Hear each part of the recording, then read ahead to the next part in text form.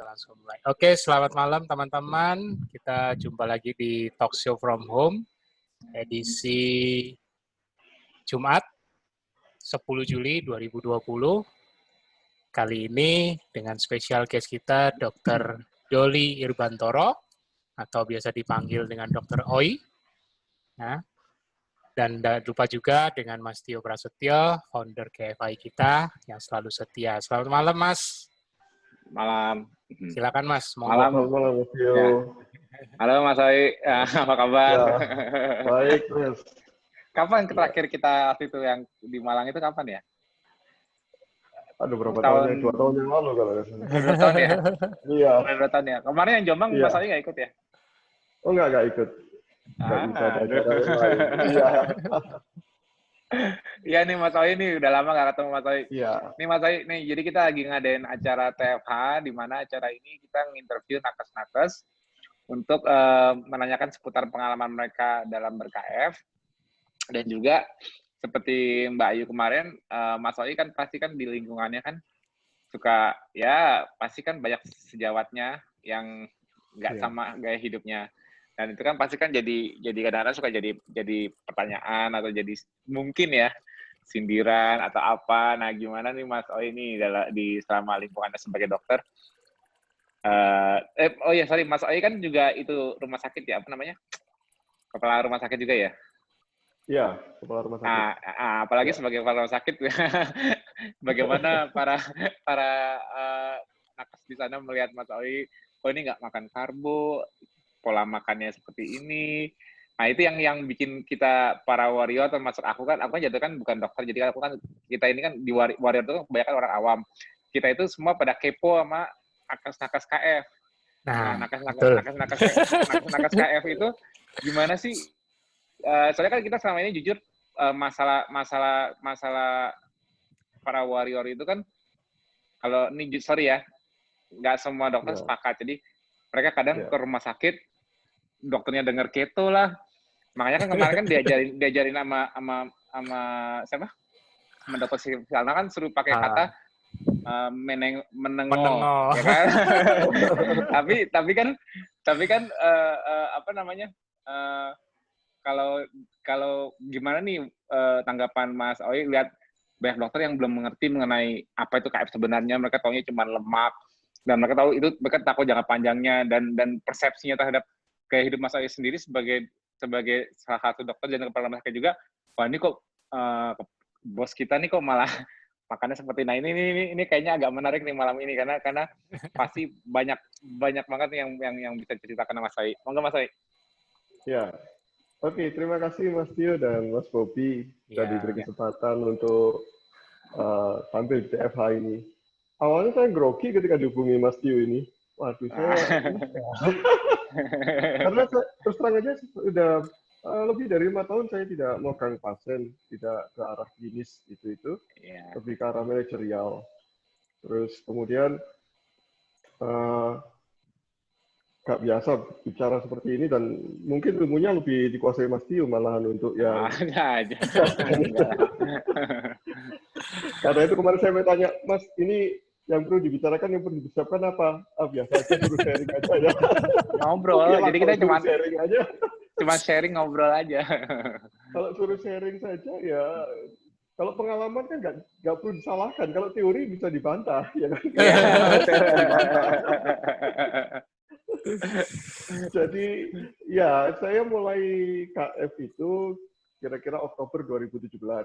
Nah, jadi dimulai dari istri saya yang memulai itu. Ya sama dengan para nakes lain yang belum mengerti mengenai KF itu, awalnya ya kontra, ya menolak, karena alasannya adalah dia tinggi lemak. Kemudian dia ada tinggi protein juga, pengertian saya pada waktu itu ya. Dan itu sangat berbahaya untuk ginjal, apalagi istri saya punya riwayat batu ginjal.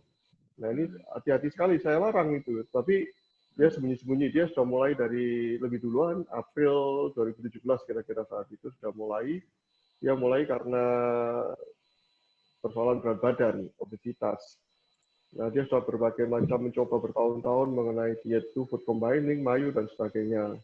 Nah, tapi dia melakukannya secara sembunyi-sembunyi, meskipun saya orang, itu bahaya loh jadinya.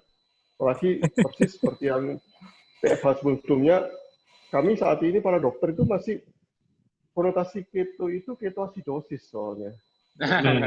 Itu pasti itu sampai sekarang sulit sekali dijelaskan bahwa ini berbeda dengan ketoasidosis. Karena kalau ketoasidosis kan berhubungan dengan gula yang tinggi, yang kronis.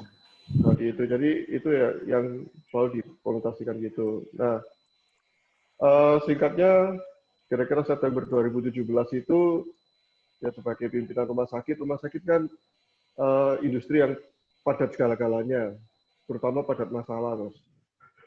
Jadi masalahnya banyak sekali.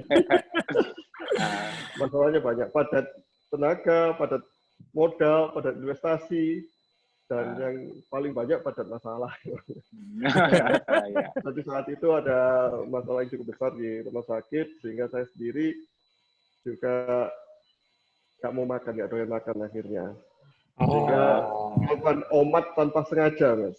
Jadi nggak pernah sarapan, pulang-pulang jam 5 sore, itu pulang langsung ngomong, Mam, aku belum makan ini. Jadi, 2 minggu gitu terus kemudian istri katakan ikut KF saja lebih enak, lebih kuat jadinya kalau gitu. Akhirnya salah saya coba gitu ya. Jadi melakukan KF itu belajar dari istri saya, malah istri yang ikut-ikutan, maksudnya ikut grup membaca, mendengar, dan di situ saya belajar dari dia apa yang tidak boleh dimakan, apa yang boleh dimakan, begitu itu. Harus bagaimana. Jadi dia yang mententir saya sebenarnya. Karena saya nggak sempat belajar, karena waktu itu masih sibuk ngurusi rumah sakit. Dan setelah Oktober 2017, itu waktu akreditasi, Mas. Jadi, akreditasi rumah sakit kan, sudah selesai akreditasi, sudah lulus, ya akhirnya saya coba serius mempelajari KF itu.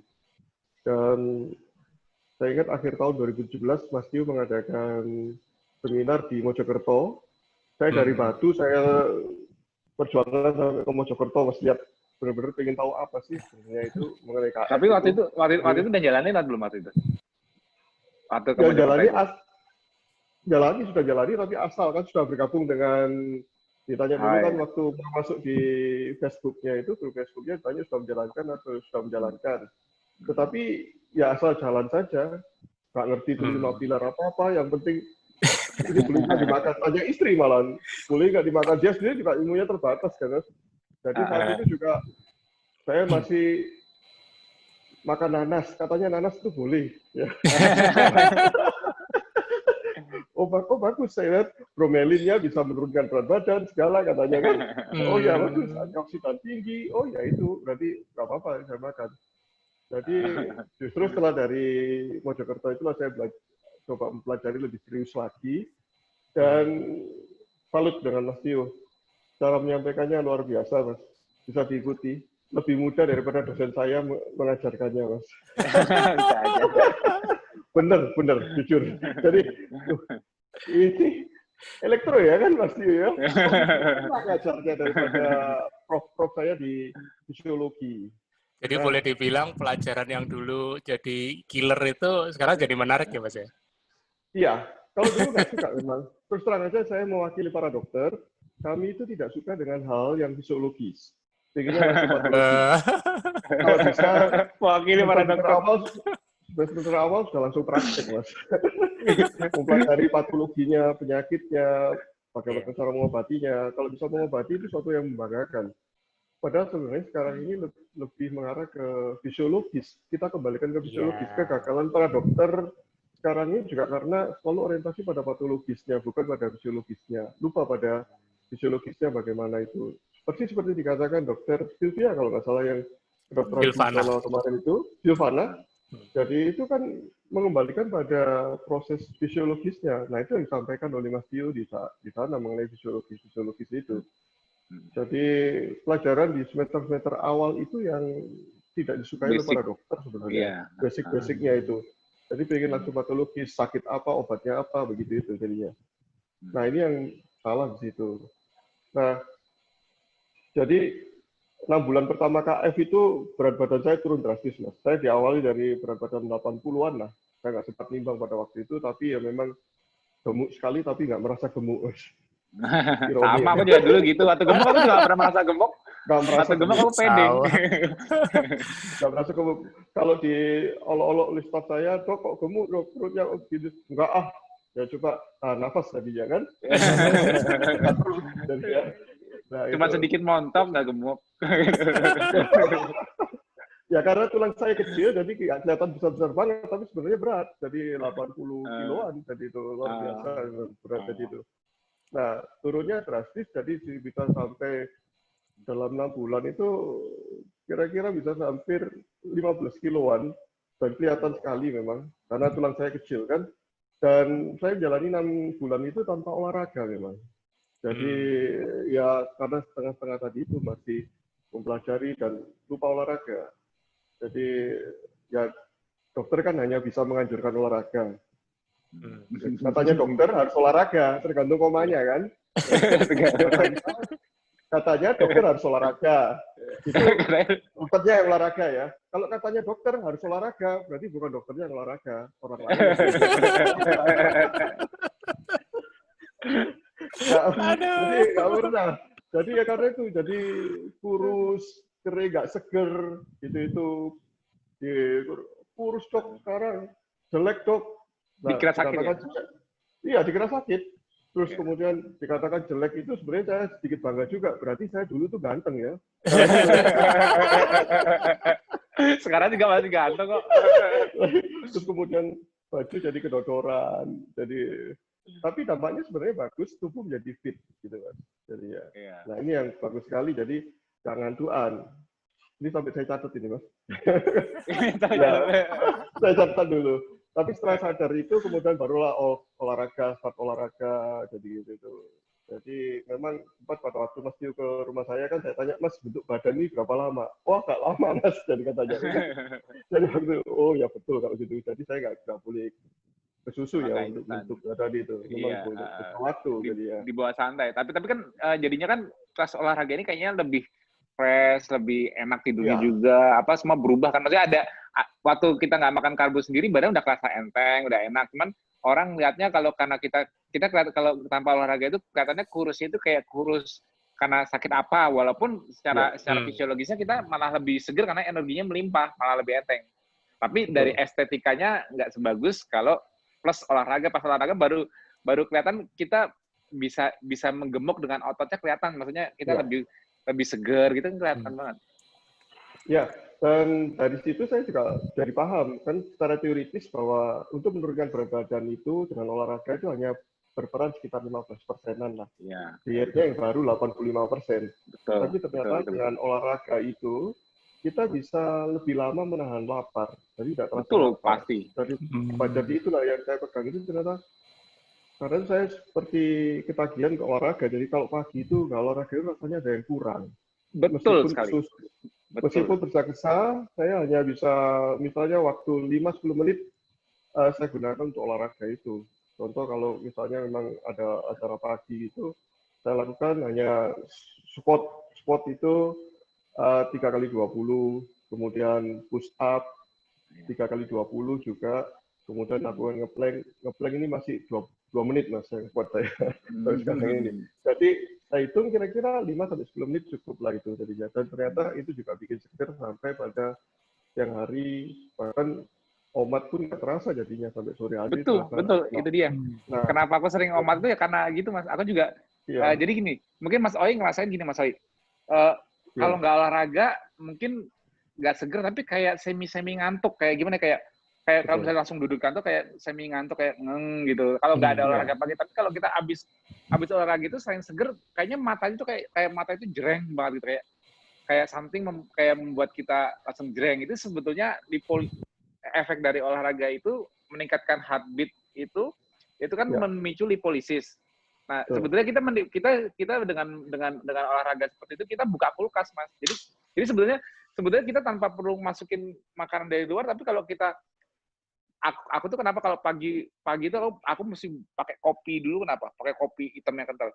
Karena aku butuh untuk bantu lipolisis di saat aku belum bisa mengaktifkan sendiri. Tapi begitu aku udah sampai gym, aku nge-gym langsung deh. Itu tanpa kopi pun juga udah melek terus gitu loh. Itu kayak gitu. Setuju, Mas. Jadi bahkan siang hari itu kalau memang nggak ada kerjaan, kadang-kadang duduk saja, ya kan baca-baca gitu itu, jadi ngantuk kan. Nah itu saat itu saya gunakan untuk olahraga karena itu di kantor saya sediakan resistance band gitu itu. Wah, Jadi keren. jadi ya, makin lama jadinya, ya itu yang jadi lebih lama, jadi bisa sering omat jadinya itu. Nah itu yang jadi saya coba menjalankan dengan tertib itu. Dan mungkin start kondisi ya. Jadi dulu saya berat badan 80, sekarang ini 55, 56 lah seperti itu. Memang kalau orang katakan turun berat badan sulit, kalau sekarang ini saya naikkan berat badan agak sulit jadinya. Idem. Paling idem. Aku Jadi, juga 60, paling mentok 67 nih, udah 68 kemarin abis puasa turun lagi jadi 66. Sekarang udah 67 lagi. Jadi kayak gitu-gitu udah bertahun-tahun nih, aku udah 2 tahun kayak gitu. Iya. Jadi sekitar 57, 55, 57 jadi sekitar situ itu aja. Terus kemudian saya dulu kan hipertensi diastolik, itu yang sangat saya takutkan. Saya sembunyikan dari istri saya sudah lebih dari 5 tahun sampai 10 tahun lah saya menderita itu. Jadi saya minum obat juga sembunyi-sembunyi, dokter ngobati sendiri, sebetulnya itu menyalahi kode etik sebenarnya tidak diperbolehkan dulunya. Jadi hipertensi diastolik itu sangat berbahaya. Saya baca, Ya, saya khawatir sendiri, tapi saya simpan sendiri. Jadi hipertensi diastolik itu kan tekanan bawahnya yang selalu tinggi. Saya tekanan bawah saya selalu kecantol di atas di 100, Mas. Jadi tekanan di atasnya sistolik itu 140 per 140 misalnya 150, 140, tapi bawahnya itu 100 gitu itu dan heart rate-nya cepat. Ya, itu yang saya khawatir karena ternyata saya baca literasinya bahwa itu terjadi biasanya pada orang-orang muda, terlebih lagi pada eksekutif muda. Eksekutif. Pada eksekutif muda. Jadi di bawah 45 begitu itu. Nah, karena obesitas. Jadi ya obesitas kurang gerak. Nah, dua-duanya sulit saya lakukan. Karena saat itu saya mau diet seperti istri saya yang mati-matian, saya nggak bisa.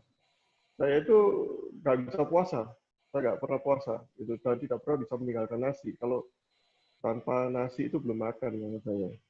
Betul, kayak kemarin aku ceritain. Itu, iya betul, jadi sulit sekali. Jadi itu harus turun. Karena itu saya nggak bisa menurunkan berat badan, saya pakai obat-obatan, berbagai macam obat-obatan. Dan bahkan hampir fatal karena pernah saya itu sakit diare, Mas. Tapi kan saya gengsi ya. Karena penyakit masuk direktur diare ya kan. Corok berarti kan. Karena itu saya nahan sampai seperti itu. Akhirnya ketika mual muntah nggak bisa makan, nggak bisa minum apapun karena diare harus dimakan dengan cairan kan. Akhirnya dibawa ke rumah sakit. Pada waktu itu saya tidak ngaku kalau minum obat, nggak ngomong. Jadi obat bisoprolol itu obat yang mengurangi denyut jantung. Kan saya tahu bahwa denyut jantung saya akhirnya di atas 100, akhirnya tinggi. Harus saya kurangi. Nah, ketika dehidrasi karena diare itu sampai shock, ternyata nadi saya tidak bisa kompensasi. Seharusnya ketika tekanan darah turun, shock, maka secara normal nadi itu cepat. Sampai dokter yang merawat, staf saya bingung. Waduh, direkturnya kayak gini, bingung dia. Sampai dimasukkan ke ICU. Saya masuk ICU waktu itu. Kemudian dicek jantungnya segala sampai di EKG. Ternyata normal, nggak apa-apa, nggak ada apa-apa. Nah itu sampai karena itu ternyata setelah itu saya sadar, oh saya kemarin nggak ngomong kalau saya itu minum obat yang menghambat denyut jantung, sehingga tidak bisa. Dan obat itu adalah untuk tujuannya mengerem denyut jantung saya yang tinggi dan juga menurunkan tensi yang diastoliknya itu. Tapi saya lupa menyampaikannya. Jadi itu yang terjadi. Jadi ya hampir taruh nyawa sampai istri saya, Mas ingat anak lu ya, ingat anak ya, dibangunkan terus itu gampang itu, aduh, nggak karuan, saking parahnya. Nah, kemudian gula darah saya sebelum diet memang belum sampai pada diabetes, tapi mungkin sudah pre-diabetes ya. Kalau saya ukurnya nggak sampai pada HbA1c-nya, tetapi pada gula darah sekitar 140-150 pada waktu itu. Ya, gula darah sehat. Tapi sekarang Gula darah saya sekitar 66 sampai kalau kurang tidur ya, itu 92, 94 lah gitu. Sekarang ini. Kemudian TG sebelum ikut KF dulu sampai 350 sampai 400-an. Itu mah insulin resistan, itu mah udah walaupun HbA1c-nya nggak kelihatan tinggi banget, tapi itu udah insulin resistan itu. Betul. Jadi karena saya bahkan mungkin menduga saat itu saya sudah pre-diabetes jadi ya. Udah, karena itu kalau TG itu indikator terbaik itu kalau sampai segitu. Nah, kalau kemarin akhirnya sekitar setahun, ini belum cek pasti saya, tahun setelah KF saya cek TG-nya 100, kemudian HDL-nya 56. Memang belum sampai di bawah 1 ya jadi ya. Iya, rasionya, tapi bagus. Gitu. Yang penting kita ngejalan di bawah 100 memang. Iya. Nah, terus kemudian karena obesitas itu, ini yang paling nggak enak itu ngorok, Mas. Iya, sama aku juga ngorok dulu. Mas, aduh, saya kira sama. Itu bikin stres karena apa? Setiap perjalanan, ya kan, tertidur kita langsung ngorok, ya kan? Kan nggak enak kalau naik maskapai yang elit gitu, kemudian ngorok kan Estetika juga jadinya. Jadi akhirnya nahannya untuk perjalanan itu padahal kondisi obesitas selalu nggak fit kan, selalu gemuk, selalu pengen tidur jadinya. Iya. Nah itu. Kemudian ya bertahun-tahun istri itu berusaha menghindari tidur bareng, Mas. Karena ngoroknya.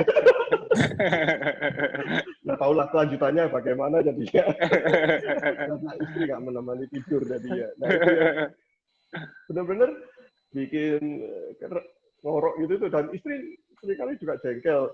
Jadi setelah pulang kantor, makan, kemudian nonton TV sambil diskusi ya, ngobrol-ngobrol gitu, kemudian langsung terdengar grok, dijak omong tidur lah. Nah itu. Nah itu yang jadi keadaan. Tapi sekarang lebih enak, keuntungannya adalah dia ngomong saya tidur nggak terdengar, Mas, nggak tahu dia tahu. Loh, udah tidur. Iya, memang yang hilang duluan memang ngorok. Aku juga dulu, kalau itu sama Lina sampai dibangunin, yang bangun. Ngapain sih kamu ngorok kayak gitu? Dia sampai nggak tidur dulu. Zaman awal itu sih masih pengantin baru, kan aku masih super weight.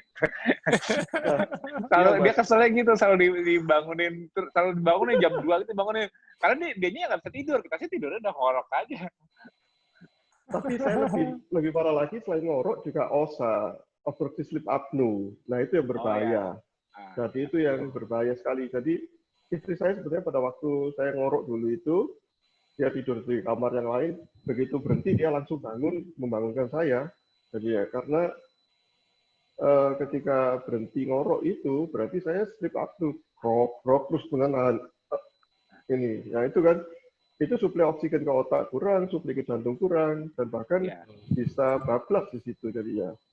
Nah karena itu juga istri ketika saya sering traveling karena seminar, karena rapat di luar kota, dan sebagainya, sering ketakutan. Karena saya tidur sendiri di hotel, siapa nanti yang bangunkan, dan sebagainya, itu juga menjadi khawatir.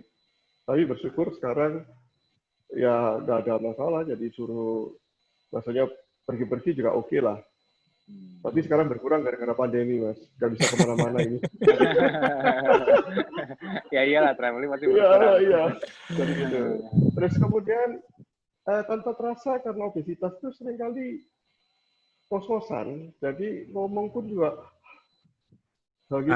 Jadi sama persis, aku juga gitu. Tapi ini saya sendiri nggak terasa untuk itu. Masa sih gitu? Tapi orang lain yang melihatnya. Jadi ya, kos-kosan sekarang dok, sekarang. Masa sih? Jadi suruh periksa jantung, suruh ini, tapi masih normal waktu itu. Ya. Nah itu juga sekarang bersyukur hilang untuk hal itu. Terus kemudian efek ngantukkan juga hilang. Parah masalah ngantuknya itu. Saya nggak berani nyetir sendiri. Saya dari Batu ke Malang. Batu Malang itu sekitar 15 sampai 18 kilo lah. Itu pernah berhenti 2 kali untuk tidur, Mas. Jarak cuma 15 kilo itu. Bayangin. Kayak suka ngilang gitu ya, kayak ngeng gitu kan. Iya, ngeng gitu. Jadi ya, sama, aku dulu ada gemuk sama. Itu kita itu sebenarnya dulu pre-diabetes itu. Emang kayak gitu. Iya. Kemudian kalau jarak agak jauh, misalnya mengunjungi orang tua di Surabaya atau ada rapat di Surabaya, saya harus nginep. Saya nggak berani untuk PP, menginap sendiri atau bawa supir. Jadi supir kantor itu harus kantor saya. Jadi gitu itu. Tapi sekarang dengan Fit ini bisa kemana-mana nyetir sendiri dari Solo ke Batu itu terakhir yang terjauh itu sih bawa sendiri. Jadi gitu. Akibatnya supir nganggur jadinya sekarang. Nah, supir hanya nyuci mobil aja saja. Dibawa sendiri. Nah itu. Terus kemudian memang satu dampak yang lain dengan ini adalah tidak mudah lapar jadinya. Ya. Nah ini ya itu. Jadi kalau sekarang ini justru yang pemerintah bukan karena nafsu makan itu tidak, tetapi otak ini saya, oh ini kamu harus makan. Jangan sampai hipokalori kan, karena susu terus nanti meskipun kita sudah olahraga, kalau ternyata kalorinya juga tidak seimbang kan, juga tidak terbentuk di dalam otot kan jadinya. Jadi itu yang memerintahkan hanya dari otak saja itu, kita kan, bukan rasa lapar. Tetapi karena dampaknya ini juga salah satunya dampak negatif bagi staf saya, Mas, untuk rasa lapar ini. Karena tadi itu, kalau saya pimpin rapat gitu, aduh, coffee break dibablas, Mas. Nggak pernah. Bahkan staf-stafnya, pesertanya, Dok, bisa nggak kita coffee break dulu? Mereka minta coffee break. Sama kayak aku seminar, kalau aku seminar juga iya, bablas terus. Bablas. Sampai makan siang pun juga demikian. Jadi ya, sampai karena saya mimpin, yang berani negur gitu hanya wakil direktur saya, jadi yang negur itu. Saya pikir ada pertanyaan, angkat tangan gitu. Ya, ada pertanyaan apa? Bisa nggak kita break dulu, Dok, untuk makan? Udah kelaparan duluan mereka. Kelaparan ya, dari itu. Yeah. Tunggu. Terus kemudian kalau saya terpaksa bawa supir keluar kota, saya keluar kota kalau bawa supir itu kalau tergesa-gesa, misalnya ke Surabaya atau kemana, beberapa kota itu karena tergesa-gesa saja, karena memburu waktu, kemudian kadang-kadang cari parkir kan sulit. Jadi kalau itu muter-muternya sulit, jadi supir lah yang cari itu nantinya. Nah dampaknya supir itu kalau ngantar saya keluar kota itu dipeseni oleh kepala unitnya itu, kalau ngantar Dokter Oi keluar kota harus sarapan dulu ya. Dan bila perlu kamu cari makan sendiri ya. Kamu nggak diajak makan nantinya. Tapi bener, saya lupa Mas, pernah begitu. Jadi berangkat karena ada rapat pagi di Surabaya, berangkat jam 5 pagi, terus kemudian di Surabaya rapat, selanjutnya langsung ditunggu rapat lagi di Kediri, 12 terus ke sana, sampai jam 7 malam saya baru sampai Kediri, langsung rapat. Supir lupa saya kasih makan, Mas. Karena kitanya enteng. Iya, kitanya enteng, nggak terasa. Jadi gitu, bener-bener dampaknya gitu. Jadi itu sih ya. Terus kemudian masalah bully ya tadi ya, di awal sampai sekarang pun, sekarang sudah bergeser, Mas. Jadi kalau dulu itu dikatakan KF itu berbahaya, saya diingatkan oleh staf-staf dari penyakit dalam, tolong ini boleh dijalankan hanya 6 bulan saja. Ya. Nah itu, ya itu sering di. Jadi, iya, terus kemudian kurus, jelek, itu. Lalu ada lagi bully. Atau saya yang dokter-dokter katakan, nggak pantas kayak anak SMA jadinya gitu. Nggak pantas jadi direktur rumah sakit gitu. Tapi bener kok. Jadi pernah saya itu ada tamu beberapa kali, ini bukan yang pernah, beberapa kali tamu itu saya tunggu di ruang tamu saya, di ruang tunggunya, saya ngobrol dengan staf itu, saya tunggu gitu, kemudian tamunya datang, terus dia duduk langsung gitu, saya dipikir staf juga yang lagi nunggu mau ngadep direktur. Begitu saya memperkenalkan diri, loh, oh, maaf dok ya, dokter direkturnya, saya maaf dok, pikiran saya direktur itu adalah tua, tinggi, bu, perut buncit, gitu. Bener itu, jadi waduh, gitu. Jadi itu yang bulinya kayak gitu. Kemudian dikatakan diet ini mahal, jadi katanya. Tapi sudah saya jelaskan bahwa sebenarnya relatif bisa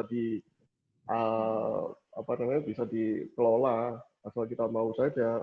Contohnya saya berikan beli bruto ayam itu kami bisa berdua 1 kilo berdua cuma 15.000. Kalau Itu apalagi kenyang kalau banget itu. obat itu, wah sangat kenyang. Gitu. Apalagi dihantam dengan kopi juga, waduh kenyang. Kuat lah. Nah tapi sudah saya jelaskan begitu, ya namanya orang selalu cari alasan ya. Sekarang ini malah katanya kan kita utamakan pada puasanya sebenarnya kan. Dan puasa adalah penyembuhnya, ya kan, the healer-nya. Jadi kita orientasi di situ. Nah sekarang ini malah wah nggak kuat tuh kalau saya puasa gini. Hidup kok dibikin susah, berat itu. Ya itu orang alasan-alasan saja itu saya tanya.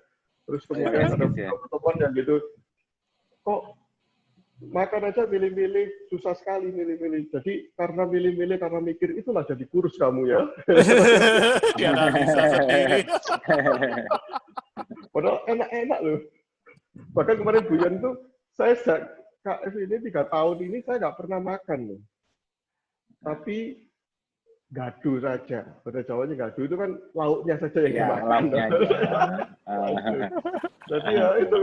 Nah, karena dulu kan pikiran kalau orang terutama Jawa, kalau belum makan nasi, dikatakan belum makan. Meskipun sudah makan roti 1 potong besar gitu kan. Jadi ya, nah itu ya. Nah, karena itu orang selalu pada makanan besar gitu itu selalu nasi. Itu yang repotnya. Nah, sebenarnya di masa pandemi ini adalah saat yang tepat sebenarnya. Mereka galau banget. Nah ini yang mungkin bisa mungkin kalau ada nakes yang lain atau lagi dokter, bagaimana cara mengarahkan mereka. Karena sekarang ini para dokter lagi kebingungan, lagi depresi sebenarnya, bahwa mereka adalah komorbid. Perlu diketahui, saya share saja bahwa kemarin saya baru webinar dengan staf di Dr. Sutomo, mengatakan bahwa nakes yang obesitas itu sangat sulit ditolong sebenarnya. Jadi sebagian besar yang meninggal nakesnya di Dr. Sutomo maupun di Surabaya saat ini adalah karena obesitas. Jadi itu. Bahkan ini barusan ada PPDS dari PPDS itu calon spesialis ya. Itu PPDS sana meninggal karena ternyata obesitas juga. Bahkan sekarang ini di Dr. Sutomo itu bagi yang obesitas itu yang pendidikan spesialis diminta untuk cuti dulu, sekolah dari rumah dulu, SPH dulu, jadi gitu. Jadi dilarang masuk ke rumah sakit dulu, jadi gitu. Sangat penting karena obesitas sulit disembuhkan, apalagi dengan metode sekarang ini selain masuk ventilator, maka tidurnya pun pronasi, ditengkurapkan kan. Nah kondisi gemuk akan sulit untuk tengkurapnya itu. Tengkurapnya nggak tanggung-tanggung, bisa 12 jam gitu sehari. Nah, saya bayangkan saya kondisi segini aja tengkurap itu rasanya sesek. Bayangkan saja ya gitu. Makanya itu apalagi gemuk obesitas. Nah ini yang jadinya para dokter yang sekarang banyak obesitas itu jadi stres juga. Dia harus kerja juga, tetapi itu menjadi komorbid terhadap pandemi ini, COVID-19 itu. Dan sebenarnya sudah dinyatakan secara implisit, memang belum berani secara eksplisit di dalam berbagai webinar dari rumah sakit itu mengatakan bahwa obesitas itu menjadi persoalan yang krusial di sini. Meskipun contohnya yang sebelumnya ada satu lagi PPDS yang meninggal itu juga karena obesitas. Gula darahnya selalu di bawah 200, tetapi HbA1c-nya 7,1. Ya. Berarti ya sudah diabetes ya. Hampir diabetes. Jadi itu yang selalu bahkan kemudian dia diisolasi, dimasukkan, maksudnya dijauhkan dari pasien-pasien COVID, tapi juga terkena COVID juga akhirnya. Dan dipanggil Tuhan jadinya. Nah inilah yang jadi di kondisi di rumah sakit kami sendiri, akhir tahun lalu sebelum ada COVID itu kami menggalakkan pengukuran BMI sekitar 32% overweight dan bahkan pada obesitas. Dan para dokternya saya melihat sekarang ini boleh dikatakan 80% obesitas. Kalau toh dia BMI-nya normal pada obesitas sentral, nah itu jadinya. Nah ini menjadi persoalan. Jadi mereka sendiri ketika sekarang ini mereka tidak berani lagi mengatakan bahwa keto itu berbahaya, karena saya sudah tunjukkan, saya sudah 3 tahun ini, Oktober nanti 3 tahun, ya kan, kondisi makin fit, makin sehat. tidak berani, tapi akhirnya mengarah pada gak kuat aku golek poso itu, gak kuat aku kalau suruh puasa seperti kamu gitu. Itu, nah itu dia. Sekarang akhirnya kayak gitu, betul. Jadi itu. Apalagi yang repotnya begini, Mas. Kemarin saya juga kumpulkan para ahli gizi kami, saya katakan, oke, kita harus bikin program untuk membuat melangsingkan karyawan kita semuanya, ya kan? Saya suruh paparkan semua dietnya, ya kan? Nah, tetapi para ahli gizi ini masih pada ilmu yang lama, jadi makan seimbang, tidak boleh melakukan skip terhadap sarapan, jadi begitu. Nah, ini yang saya biarkan dulu. Jadi sekarang ini saya bikin program karena kita kan nggak tahu kapan pandemi ini berakhir, bisa 2 atau 3 tahun lagi. Jadi saya berlomba-lomba untuk sekarang ini bagaimana bisa pandemi ini bisa berakhir cepatnya, dan juga bagaimana menyiapkan staf-staf rumah sakit untuk sehat ya, dalam hal ini fit, mengurangi komorbidnya dari obesitas itu. Jadi, jadi berkejar-kejaran seperti itu. Dan sekarang saya melihatnya secara psikologi itu mereka sudah mulai galau dari yang obesitas itu. Apalagi saya sering setiap hari keliling ke bangsal-bangsal itu mengingatkan yang obesitas itu untuk memakai APD secara lebih dari standarnya. Contohnya, kalau ternyata dia pakai masker saja, maka saya minta untuk yang obesitas itu pakai Google atau face shield. Jadi itu. Lebih dari teman-teman lainnya. Dan itu mereka juga harus saya tegur terus, harus turunkan berat badan. Jadi mereka pada taraf galau itu. Dan ini saya perintahkan ke staf-staf yang obesitas untuk konsultasi gizi. Saya biarkan dulu lah, Mas, bagaimana nyoba cara dietnya itu. Nah, kalau gagal, barulah nanti saya masuk ke situ. Karena saya tidak mau memaksakan diri saya untuk pola hidup seperti ini. Karena nanti kalau ada apa-apa, nanti misalnya saja bagi yang timbul healing crisis dan sebagainya, itu menyalahkan KF jadinya. Nah, itu yang saya hati-hati di situ. Jadi ya, memang kalau kita ingin membimbing orang harus menjelaskan itu. Jadi itu. Apalagi di masa pandemi ini juga agak krusial nantinya, seperti contohnya saja, beberapa itu bisa healing crisisnya di saluran nafas kan, yang alergi dan sebagainya. Nah, timbul itu kan saat ini sulit dibedakan dengan gejala-gejala COVID. Iya, langsung protokol COVID nanti. Bahwa, iya, itu yang kita harus hati-hati. Karena itu kita bisa nanti dibilang gara-gara KF saya terkena COVID jadinya. Yang berbeda, sangat berbeda sekali. Gitu. Iya, jauh banget. Nah, itu yang menjadi problem. Jadi yang itu yang harus kita waspadai juga di dalam hal ini. Karena itu, tapi sekali lagi dengan pembuktian sendiri bahwa saya sebagai living proof di tempat kerja itu, mereka juga tidak berani lagi mengatakan bahwa keto itu berbahaya, ya, keto itu mahal, tidak terbantahkan. Tapi sekarang ini untuk menjalaninya yang nggak kuat katanya mereka. Mereka nggak berani. Mereka hanya nggak sanggup. Jadi aku juga udah sering KF ini dulu di awal 2016-2017 memang KF yang nyerang banyak.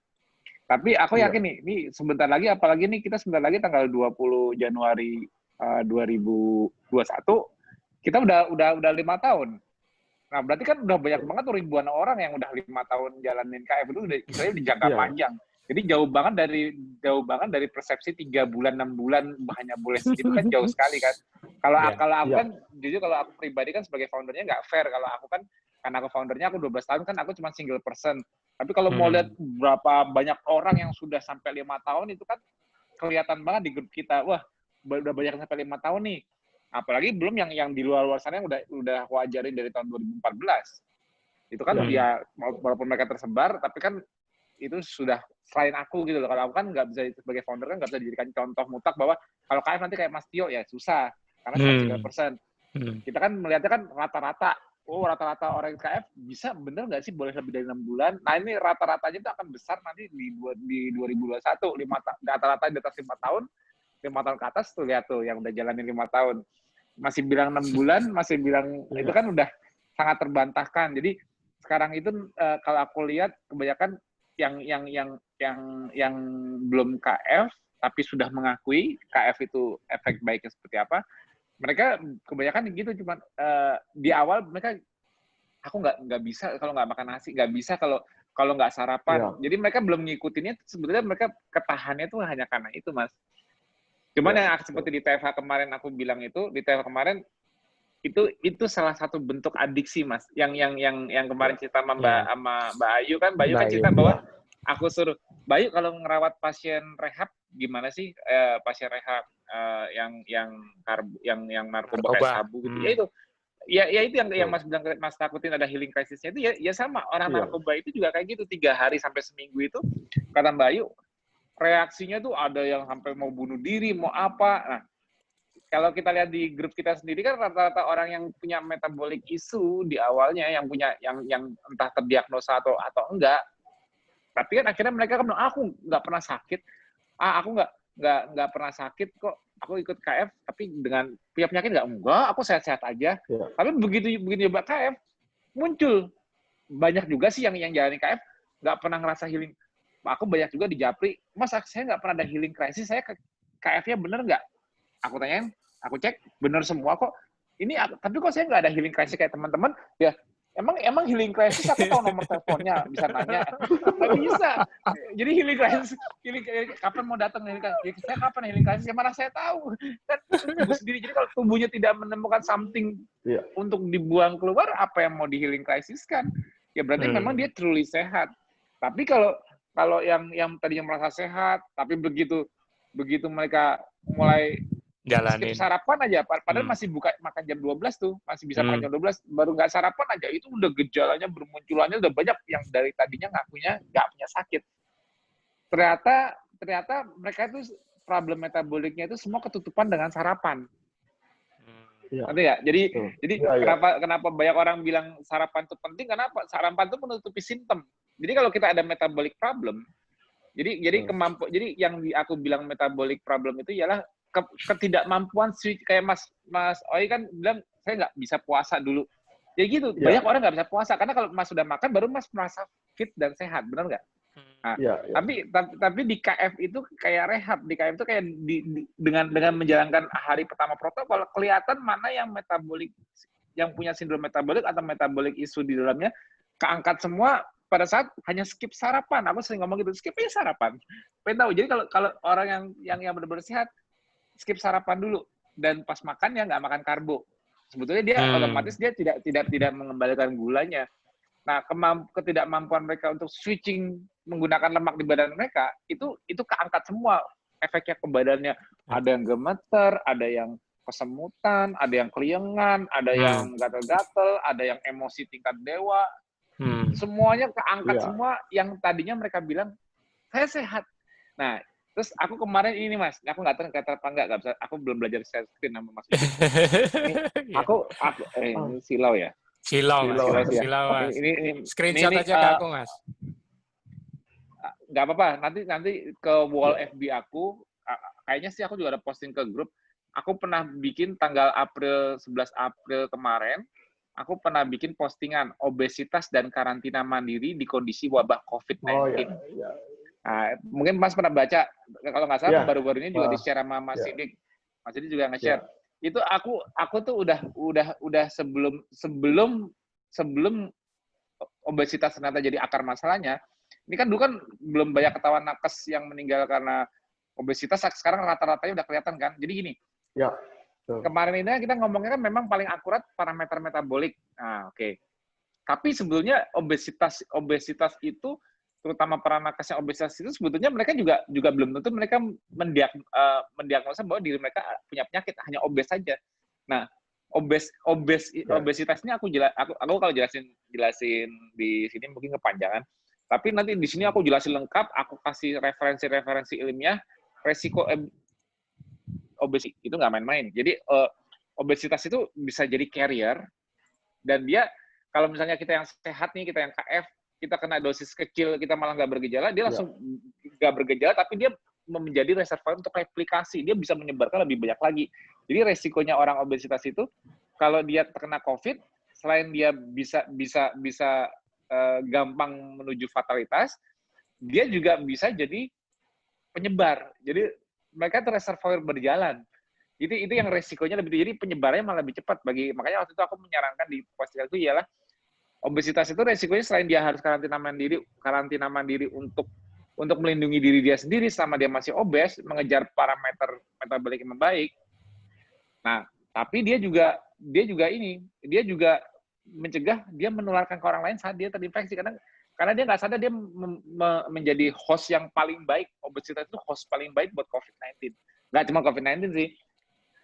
Obesitas itu host paling baik buat semua infeksi, ya termasuk seasonal flu, itu paling baik. Makanya pas Mas Awi bilang baru secara implisit dikatakan secara implisit bahwa ini yang obesitas mesti udah mulai tersaring hati-hati. Nih. Itu betul. Ya. Mulai hati-hati itu kalau bisa itu ada otoritas pejabat pemerintahan yang langsung declare aja obesitas itu masalah. Selesai, kita bisa kasih solusi. Sekarang ini nggak ada yang berani ngomong obesitas itu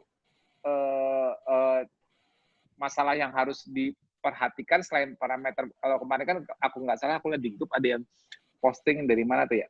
Maksudnya yang orang-orang dengan sindrom metabolik berhati-hati dengan COVID gitu dari Jawa Timur juga kalau nggak salah. Tapi aku harapkan juga ada obesitas juga hati-hati. Nggak hanya sindrom metabolik, obesitas itu bom waktu.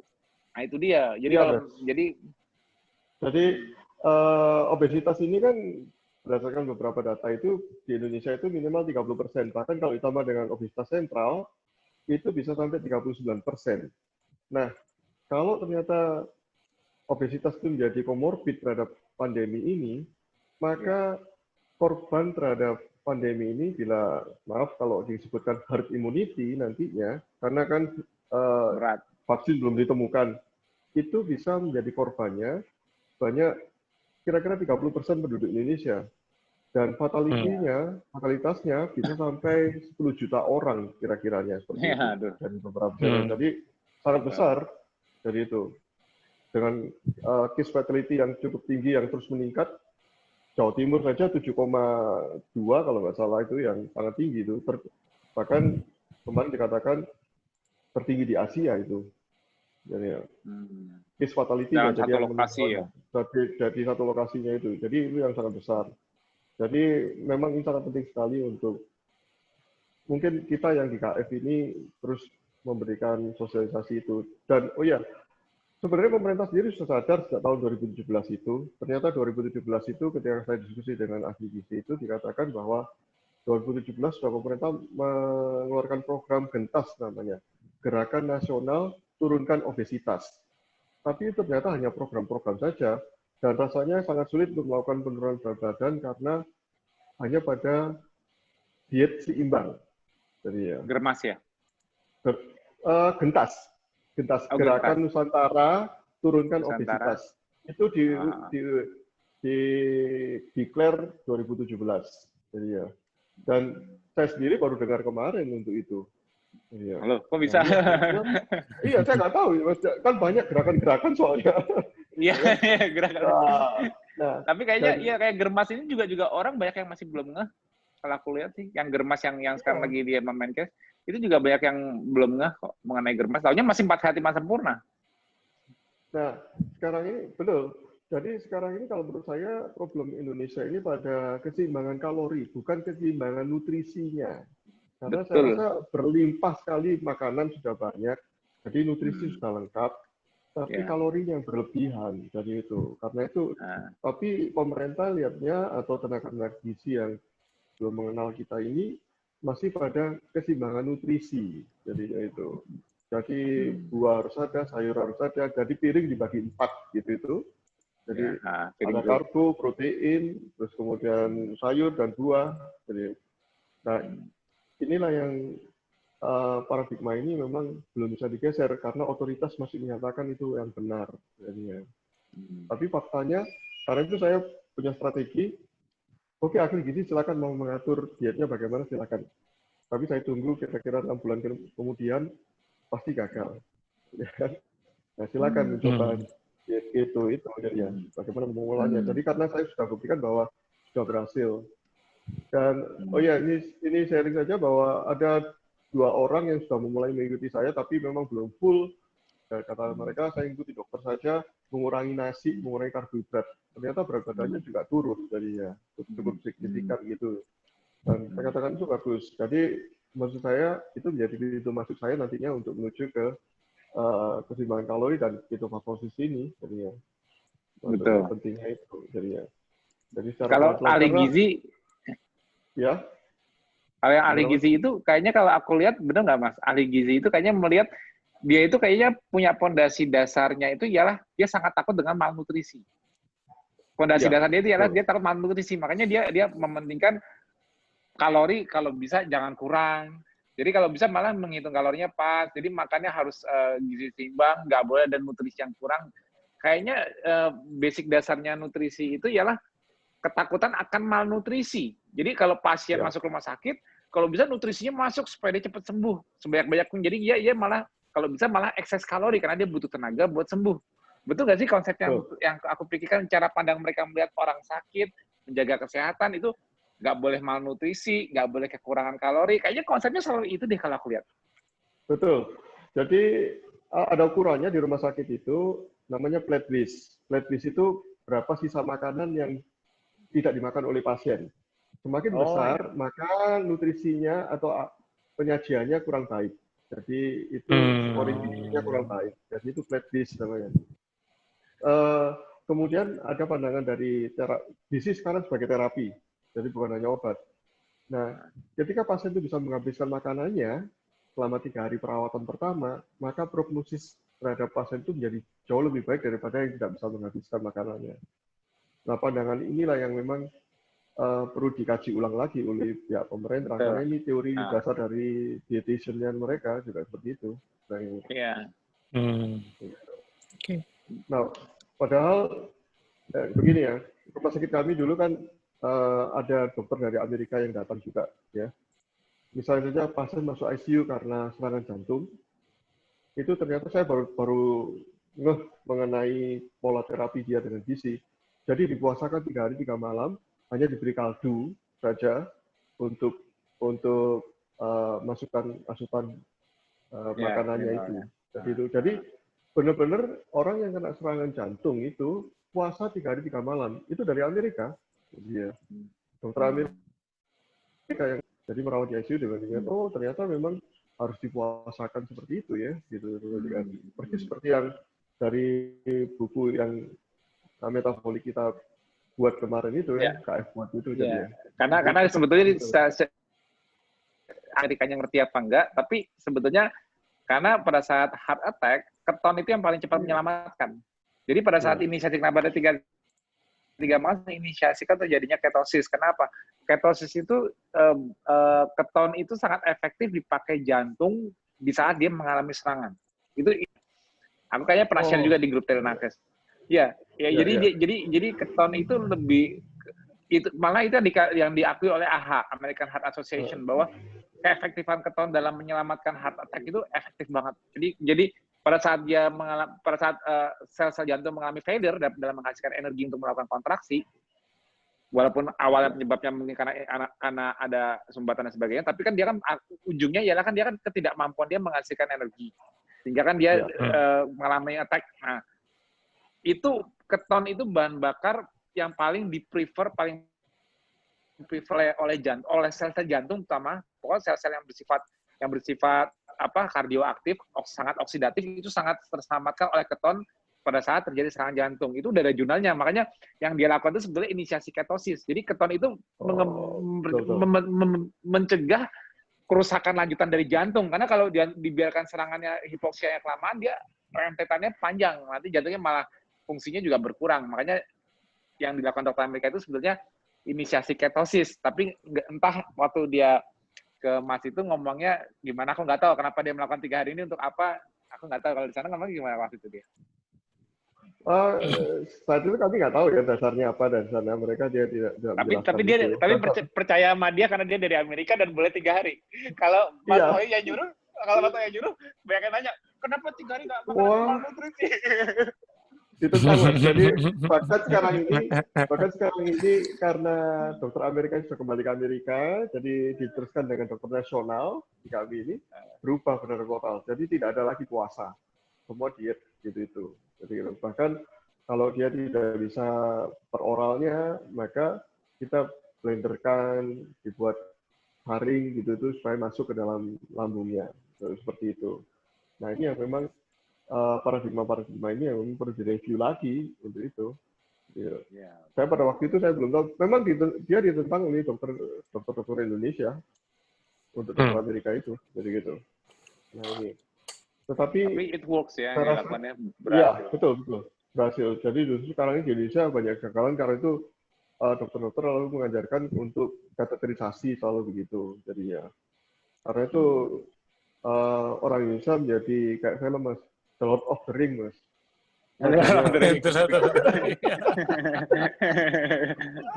Sudah pasang ring berapa? Ada ring berapa di dalam Jadi Lord of the Ring. Udah nanya berapa ring kepasang. Ya udah, jadi itu.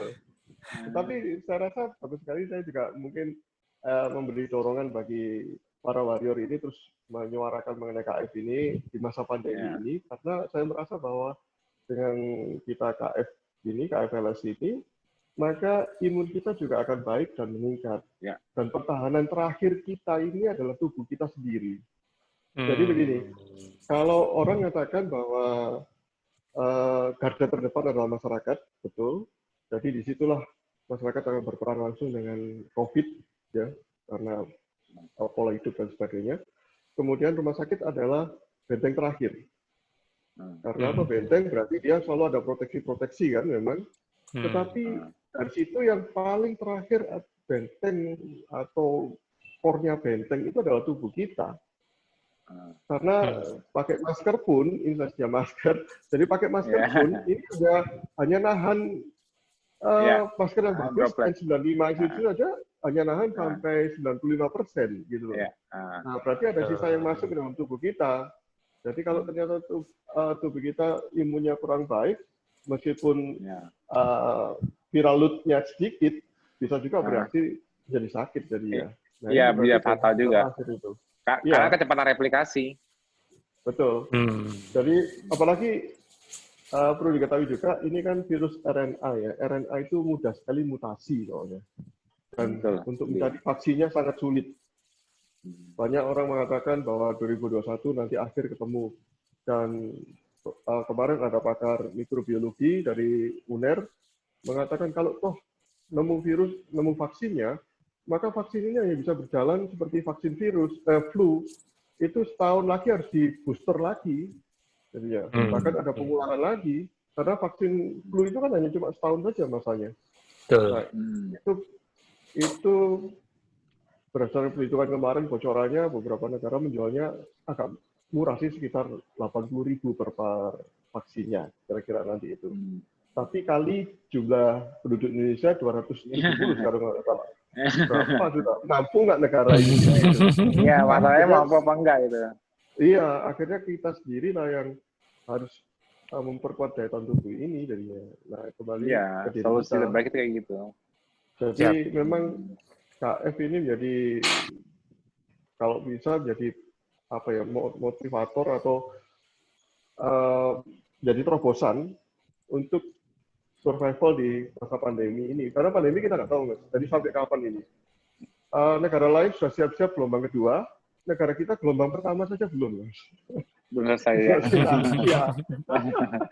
Masih kurvanya nanjak terus.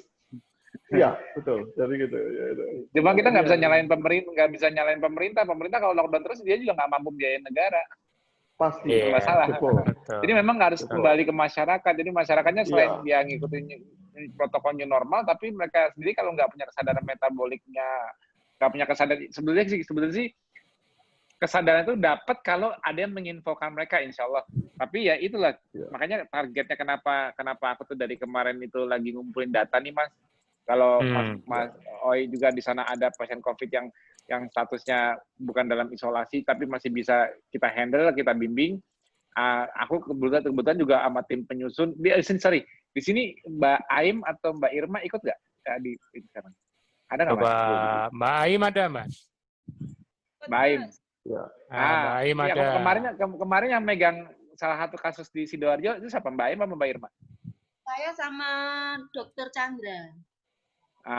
Coba nggak usah sebutin namanya, tapi ceritain aja kabar bagus dari hasil kita di sana. Bilang aja Mau kita pasien sebentar. A gitu aja. Apa pasien A, jangan sebutin namanya. Sekarang ini ya Mas ya. Ya, yang kemarin dapat hasil dari rumah sakit itu, yang Silom. Ini tadi setiap hari saya diinfo sama istrinya bahwa progresnya itu sangat stabil. Malah yang sekarang ini yang was-was itu malah istri, anak dan eyangnya. Kan yang sakit itu Pak suami itu kan obesitas, Mas. Jadi tidak tahu kuman virusnya itu masuk kapan, keluhannya itu hanya sakit perut, rapidnya itu non reaktif, tapi foto toraknya sudah tidak bagus dan NLR-nya sudah tinggi. Ya, turun. Nah, itu kan tinggi, alhamdulillah saja kan ada kakaknya Mbak Tiur itu yang sudah KF. Namanya nggak usah disebut, Mbak. Oh iya, lupa saya, maaf. kita kan jaga identitas. Jadi biar orang kalau begini, pokoknya yang lain nggak usah tahu. Kalau mau referensi ke kita, pokoknya kita tetap jaga identitas. Kita cuma butuh datanya doang karena kita mau maju ke Menkes. Lanjut, Mbak. Jadi kakaknya sama adiknya si pasien itu sudah KF, kemudian alhamdulillah lagi kan awareness, maksudnya peduli sama kesehatan saudaranya. Ya. Ada indikasi ke sana.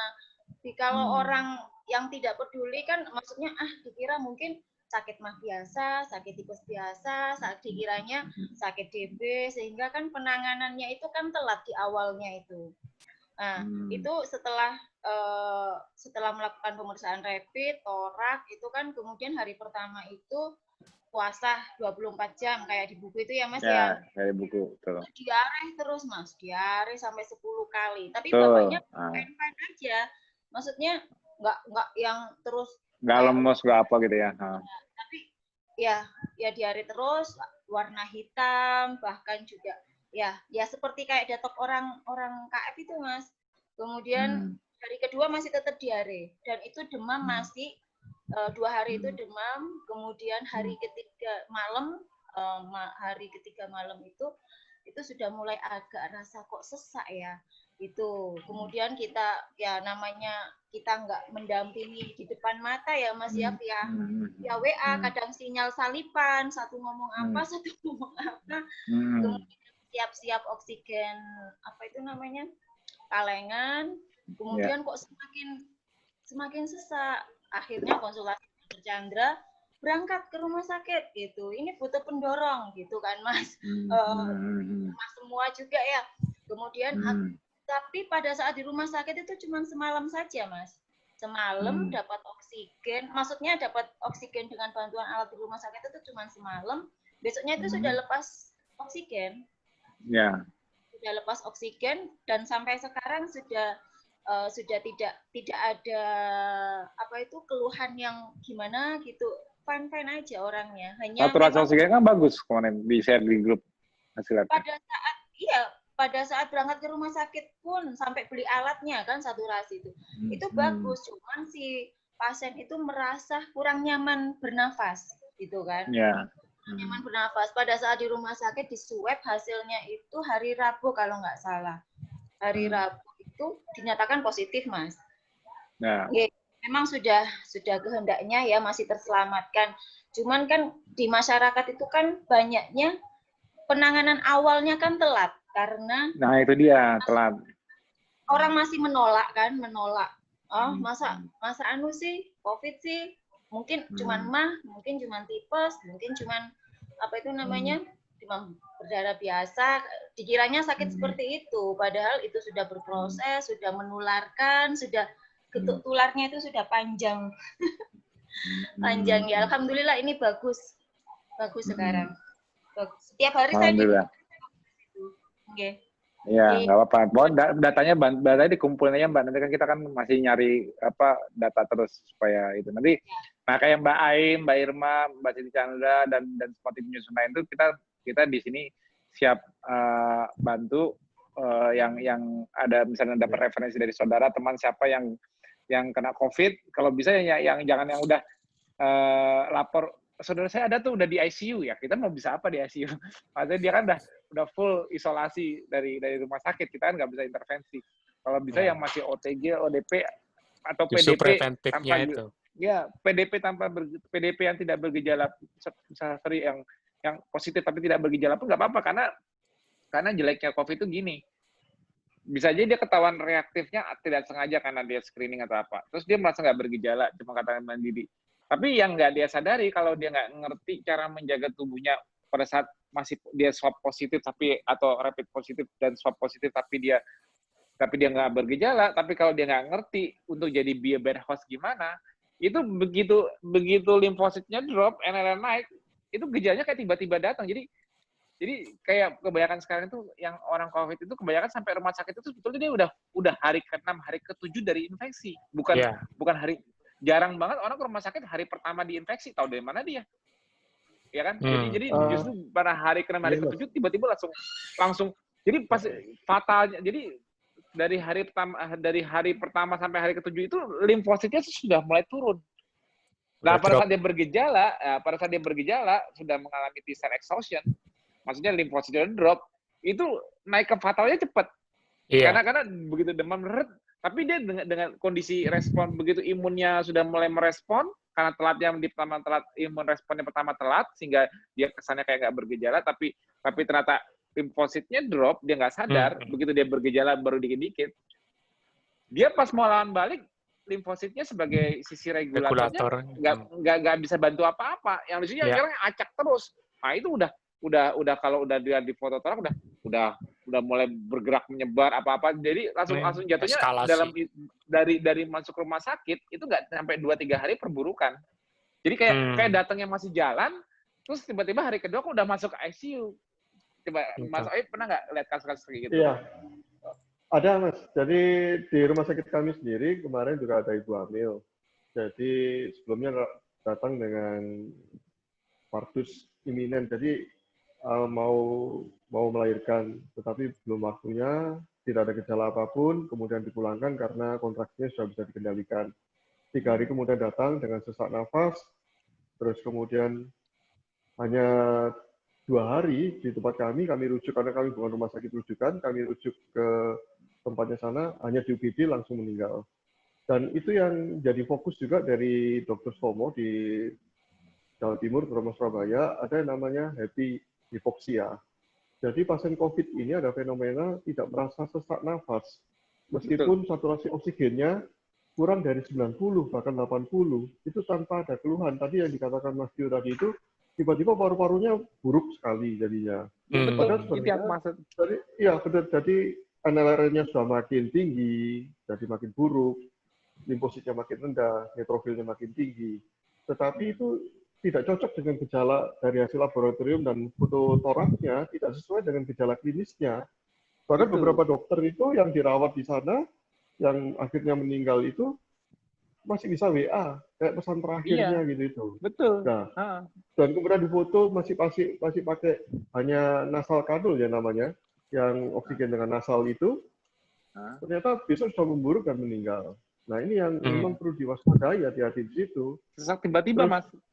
Iya, betul. Dan ini yang memang kalau menurut saya ada komorbidnya, yang jelas itu. Dan menurut saya ini memang pandemi ini konspirasi. Tapi konspirasi antara penyakit menular dan penyakit tidak menular, Mas. Iya, betul. Benar itu. Bukan masalah politik ya, tetapi saya setuju konspirasinya itu. Sinergi. Berbeda dengan infeksi yang lain, contoh demam berdarah. Dia bisa mengenai siapapun dari tanpa melihat itu, dan tidak ada faktor-faktor yang memperburuk demam berdarah itu. Nah, inilah yang saya sebutkan konspirasi antara PTM, penyakit tidak menular, dengan penyakit menular PTM. Jadi itu yang konspirasi. Jadi ini yang luar biasa jadinya. Ini karena itu yang kita bisa benahi adalah dari segi PTM-nya, penyakit tidak menularnya. Jadi pola hidup, pola makan, itu poinnya yang harus kita benahi. Dan KF ini adalah sarana yang sangat tepat untuk melakukannya. karena kita tidak bisa menghindari virusnya. Virusnya sendiri makin lama makin banyak, kemudian bisa mutasi yang tidak bisa kita duga, ya. Lalu pola hidup masyarakat lingkungan kita sekarang ini, apakah bisa semuanya pakai masker dengan baik? Nggak bisa kan kita cegah. Susah. Bahkan dikatakan sekarang ini mau mengarah ke airborne disease. Jadi artinya bukan droplet lagi, tapi virusnya bisa di udara selama 8 jam gitu loh. Tapi ternyata itu memang benar, tetapi hanya pada ruangan tertutup saja yang tidak ada dengan baik. Kemudian krodit. Nah sekarang kan masyarakat kan tidak bisa membedakan antara new normal dan normal. Jadi merasa normal, ya makan, ketemu balik lagi, karbo. Ya sudah, itu berhubungan, dan kita sendiri juga, dari KF sendiri juga harus tidak bisa jumawa, artinya sombong bahwa kita kuat kok. Tetapi kalau tadi pernah di PFH kapan itu, Mas, dia mengatakan hati-hati dengan viral load, kan? Ya, dosis. Jadi pengaruhnya dosis. Dosis paparan. Dosisnya itu, dosis paparan, jadi itu yang berbahaya. Makanya resiko terbesar kan di resiko terbesar itu di nakes. Kenapa? Karena walaupun nakes yang KF pun juga tetap harus jaga. Kenapa? Karena kapasitas. Jadi gini, naturalnya manusia ketemu virus itu selalu dalam dosis rendah. Karena di nature di alam ya. Nah, tapi kalau di kondisi semakin padat populasi, cara virus menularkan itu sudah nggak natural. Kenapa? Karena dosisnya makin gede.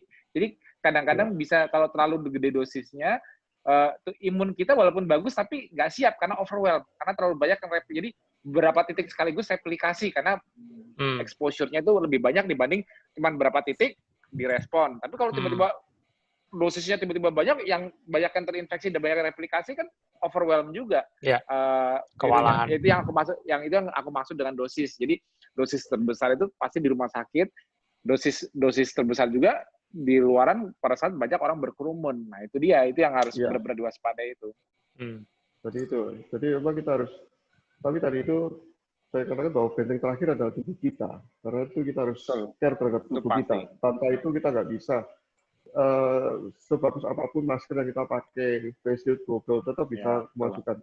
Apalagi kalau cara pakainya juga salah, Mas. Itu yang berbahaya. Gitu.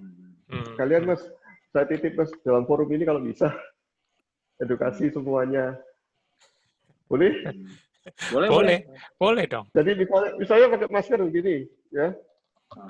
Nah,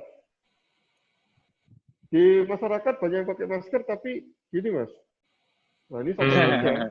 Kalau di ini virusnya nampil sini, ini di vacuum cleaner masuk ke sini. Ya. Nah, ini yang salah. Bahkan pejabat pun melakukan seperti ini. Dia sudah terekspos. Itu nggak pakai masker. Jadi gitu. Jadi kalau melepas masker, seharusnya bukan diturunkan gini, tapi dilepas satu sini. Kemudian karena itu nakes-nakes juga terkena itu, meskipun sudah pakai masker, ternyata salah dalam menggunakannya. Salah satunya juga sering dipegang ini. Nah, gini, terus betulkan gini. Ini kan sekali pegang di depan gini, kita harus cuci tangan. Makanya pegang masker harus cuci tangan. Nah, tapi kan kita nggak pernah menyadari. Pegang-pegang gini, kemudian ngucek mata, masuklah ke mukosa mata. Atau kemudian, maaf, ngupil ya. Masukkan itu. Nah, inilah yang dikatakan, saya saja di Kota Batu, saya coba survei di pasar itu, sebagian besar sudah pakai masker, tetapi cara makainya yang salah. Soalnya di bawah gini, atau di sini. Ya kan? Nah, jadi ya, demikian juga di rumah sakit, ternyata tidak semua orang bisa disiplin seperti itu.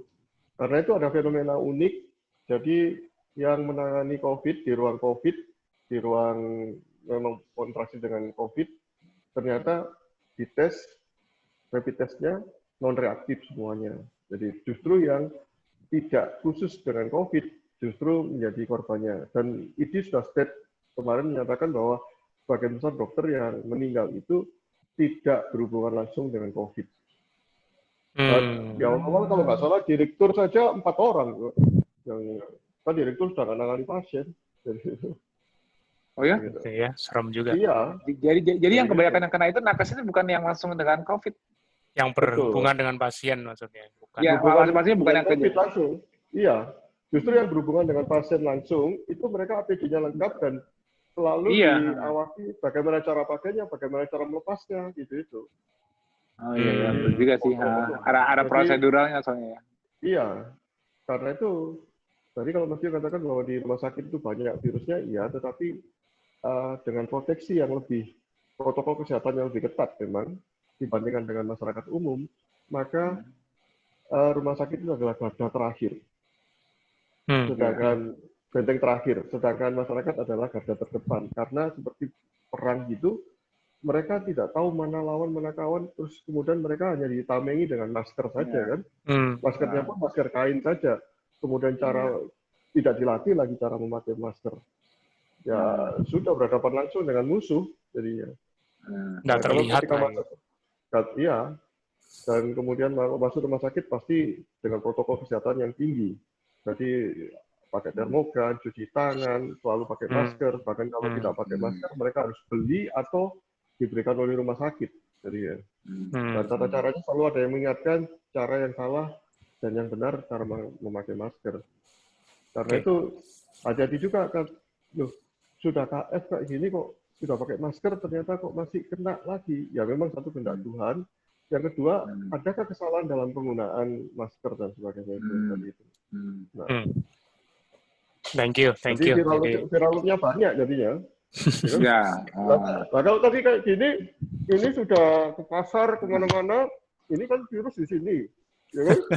Nah ini kayak vakum killer. Iya benar. Bisa. Nyedotin yang di situ ya betul. Iya. Nah itu yang tidak dipahami jadi ya. Oke, thank you edukasinya nih. Iya. Mas Tio, aku tadi ketemu postingannya Mas Tio. Aku coba share sambil aku persilakan satu penanya. Kalau nggak salah ini ya Mas ya, obesitas dan karantina mandiri. Ya itu. Ya betul ya. Nah jadi ini ada. Ini tadi aku udah share di chat ya alamat postingannya, link postingannya. Itu, jadi bisa itu diviralin lagi tuh, diviralin sebagai pengingat. Ya setuju Mas. Itu. Ya. Jadi pada intinya membagi, menegaskan lagi bahwa kondisinya lingkungan yang obesogenik dan juga linogenik. Lingkungannya. Nah, kalau itu kan lingkungan yang di bawah itu kan lingkungan yang membuat orang nggak usah tahu ilmu apa-apa, udah pasti mereka yang di paling bawah itu gambar itu mereka pasti lean itu kenapa? Karena mereka makan nggak bisa setiap saat, ya kan? Dan mereka harus bergerak, mau nggak mau harus aktivitas fisik untuk mencari makannya. Kalau mereka nggak gerak, mereka nggak bisa makan, mau makan yang dicari kok. Nah, dan mereka di kondisi seperti di bawah itu mereka tidurnya nggak mungkin malam, stresnya juga nggak bakal tinggi karena mereka cuma stresnya gimana cara bisa makan aja. Nah, 5 pilar yang kita ajarkan di KF itu terbentuk secara alami tanpa perlu diajarin di lingkungan yang bawah. Nah, tapi lingkungan yang atas kalau ngikutin alam di atas itu mah berantakan ya, itu obesogenik. Sifat lingkungan kita saat ini menunjukkan bahwa lingkungan kita saat ini kalau kita ngikutin tanpa kita ngerti apa yang kita makan, apa yang kita lakukan, ya lingkungan kita itu lingkungan yang sangat obesogenik. Jadi sebenarnya aku sering cerita juga kenapa Mas Doli bilang memang Mas Doli bilang bahaya kalau kita herd immunity karena 30% obesitas di Indonesia berarti bisa makan korban berapa tadi 10 juta ya. 10 juta orang fatal meninggal. Iya, fatal. Kenapa? Karena sudah ditunjuk bahwa lingkungan kita sudah disetting jadi lingkungan obesogenik. Jadi masyarakat tanpa pendidikan, maksudnya masyarakat yang tidak mau belajar, tidak mau mempelajari cara sehat bagaimana, nggak mau mempelajari obesitas, ngikutin aja apa yang ada, apa yang mudah, gampangannya makan karbo dibanding makan ikan, telur, ayam, daging. Susah itu kalau makan itu, mahal. Kalau mahal cuma bisa makan sekali sehari. Ya memang akhirnya sama kayak yang di bawah. Pada saat sesuatu yang mahal, sesuatu yang sulit, akhirnya kita hanya terbatas makannya. Ya sama seperti kondisi alam di bawah, kita membentuk kembali kondisi obesogenik yang sudah ada sekarang menjadi linogenik dengan boundaries yang kita bikin. Kenapa kok mau aja susah-susah gaya hidup KF, nggak bisa makan dari pagi, nggak bisa makan apa aja, makan milih-milih. Ya sebetulnya kita secara nggak langsung kita membentuk cara hidup yang dibentuk oleh alam dulu sebelum terkorupsi. Nah, sekarang kan alam sekarang kan bukan terkorupsi, tapi alam sekarang kan sifatnya itu kan kalau kita ngikutin keluar dari sini kita tinggal beli lapar nggak lapar tinggal makan karena pengen enak Betul. dan terjangkau kan makan terus aduh malas jalan ke sana udah naik ojek naik apa habis sampai kantor duduk lagi. Ya kita kalau ngikutin alam sekarang sih sebetulnya ngapain kita gerak, ngapain kita nggak makan, ngapain kita tidur cepat nanti malam ada sinetron kok masih ada apa bola apa misalnya. Nah itu jadi yang sebetulnya kalau dipikir-pikir yang merusak manusia sekarang ya alam, karena alamnya sifatnya obesogenik dan sindrom metabolik genik. Nah, karena membuat orang mudah mengalami sindrom metabolik kalau nggak punya ilmunya. Makanya aku bilang KF itu perlu. Nah itu yang aku bilang devolution tuh. Sedentary lifestyle kita itu dibentuk oleh alam. Makanya kalau kayak Mas Oi olahraga itu sebetulnya kayak udah jadi kebutuhan karena kalau nggak olahraga nggak seger, udah nggak mikir wah harus six pack keker kayak Mas Tio kan enggak kan. Tapi yang penting karena aku tahu kalau aku olahraga itu aku lebih fit, lebih itu. Jadi nggak usah ekspektasi harus yang wah pengen jadi, jangan terlalu mikir SD di KF itu kayak aku olahraga nggak mikir mau kapan otot gedenya, mau kapan, itu bodo amat. Yang penting kalau aku udah nge-gym tuh kayaknya udah kalau udah olahraga kayaknya kalau nggak olahraga kayak something missing. Jadi kayak jadikan olahraga itu sebuah kebutuhan, jangan suatu target nanti kalau gue udah six pack udah nggak mau olahraga lagi ngapain. Jadi kayak kalau orang udah KF itu udah ngerasain bagaimana dia bisa melepas lemak. Aduh, ini ngantuk nih, lari sebentar atau ngangkat beban sebentar, push up sebentar, plank sebentar, melek lagi. Ternyata kalau kita mau seger itu nggak harus makan ya. Ternyata buka kulkas di dalam bisa ya, cuman tinggal kasih demand ke badan dalam bentuk apa? Kasih naikin heartbeat atau impact beban gitu ke kita. Jadi kayak kita langsung itu udah seger lagi. Jadi kayaknya kita bisa akses sesuatu dari dalam dengan mudah sekarang ini karena kita sudah fat burning mode. Di mana dulunya kalau kita masih glucose burning mode, masih hanya mengandalkan gula, percaya deh, banyak gerak belum makan selesai. Udah butuh buru-buru makan lagi nih biar seger lagi. Nah, biar ada energi. Itu kelebihan kita yang kita nggak sadari. Jadi kelebihan kita memiliki fat burning mode metabolism itu kita memiliki kemampuan seperti sisi evolusi manusia nih yang ditunjukkan sama Mas Budi. Jadi sisi evolusi manusia itu makanan itu tidak yang teori kalori itu jadi nggak berlaku. Kenapa sekarang banyak kalau mau segera jangan kurang kalorinya, makan harus 2.500 kalori, jangan sampai kurang, jangan sampai apa. Nah yang mereka lupakan dari total kalori itu kan emang lemak di badan kita bukan sumber kalori, gitu loh. Jadi seakan-akan kalau kita makannya kurang, sisa kalorinya itu membuat kita lemas apa. Padahal kalau kita udah fat burning mode, anggap aja cuma makan 800 atau 1.000 kalori deh, karena makan omat misalnya, atau 1.500 kalori karena makan omat. Sisanya kita menuin dari mana? Lah itu pipi perut pahamu buat apa? Emang itu bukan kalori. Nah, jadi kita sudah bisa melihat kalori sebagai sumber energi itu secara endocentrically. Kalau tadinya cuma exocentrically bahwa aku harus makan sejumlah kalori sekian. Nah, tapi sebetulnya untuk energi kalori kita bisa ngambil dari dalam, tapi masalahnya di dalam kan yang banyak kan lemak bukan gula. Kalau kamu di dalam banyak gula berarti kamu diabetes. Kan nggak mau. Makanya kemampuan kita bisa mengakses lemak di badan inilah yang luar biasa karena kita kembali memiliki kemampuan ancestral metabolism. Kita kemampuan untuk bergerak mencari makan. Walaupun kita sekarang cari makannya nggak harus dengan bergerak, harus dengan otak, bekerja dan sebagainya. Tapi basicnya kita memiliki ancestral lifestyle yang kita sebetulnya harus bisa menerapkannya jadi gaya hidup sekarang ini. Ya selain untuk menjaga kesehatan, juga di masa pandemi benar kata Mas Oi, ini justru malah membuat imun kita itu malah responsif, siap. Kita menurunkan semua parameter sindrom metabolik kita bagusin semua supaya jangan sampai sindrom metabolik. Kita sudah prepare dan bentuk kata Mas Oi, karena kita masih dalam usaha, ya, masih dalam usaha, maksudnya gini, ya kayak gini nih, kita lagi ngumpulin data, kita minta referensi dari para warrior, juga nanti Mas Oyi kalau misalnya ada bisa mereferensikan siapa yang mau kita dibantu oleh tim penyusun untuk menjalankan, kadang-kadang kan nggak semua di buku panduan itu kan, walaupun udah juga kan, mereka pada saat sakit kan belum tentu bisa sambil baca, ngobatin sendiri kan nggak bisa kan, atau caregiver-nya.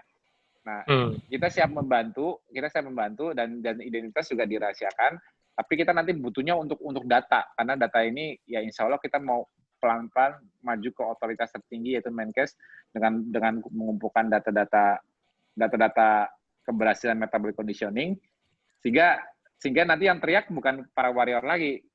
Paling efektif kan kalau otoritas sudah bilang ya penting nih obesitas harus dibereskan, penting nih karbo harus diturunkan.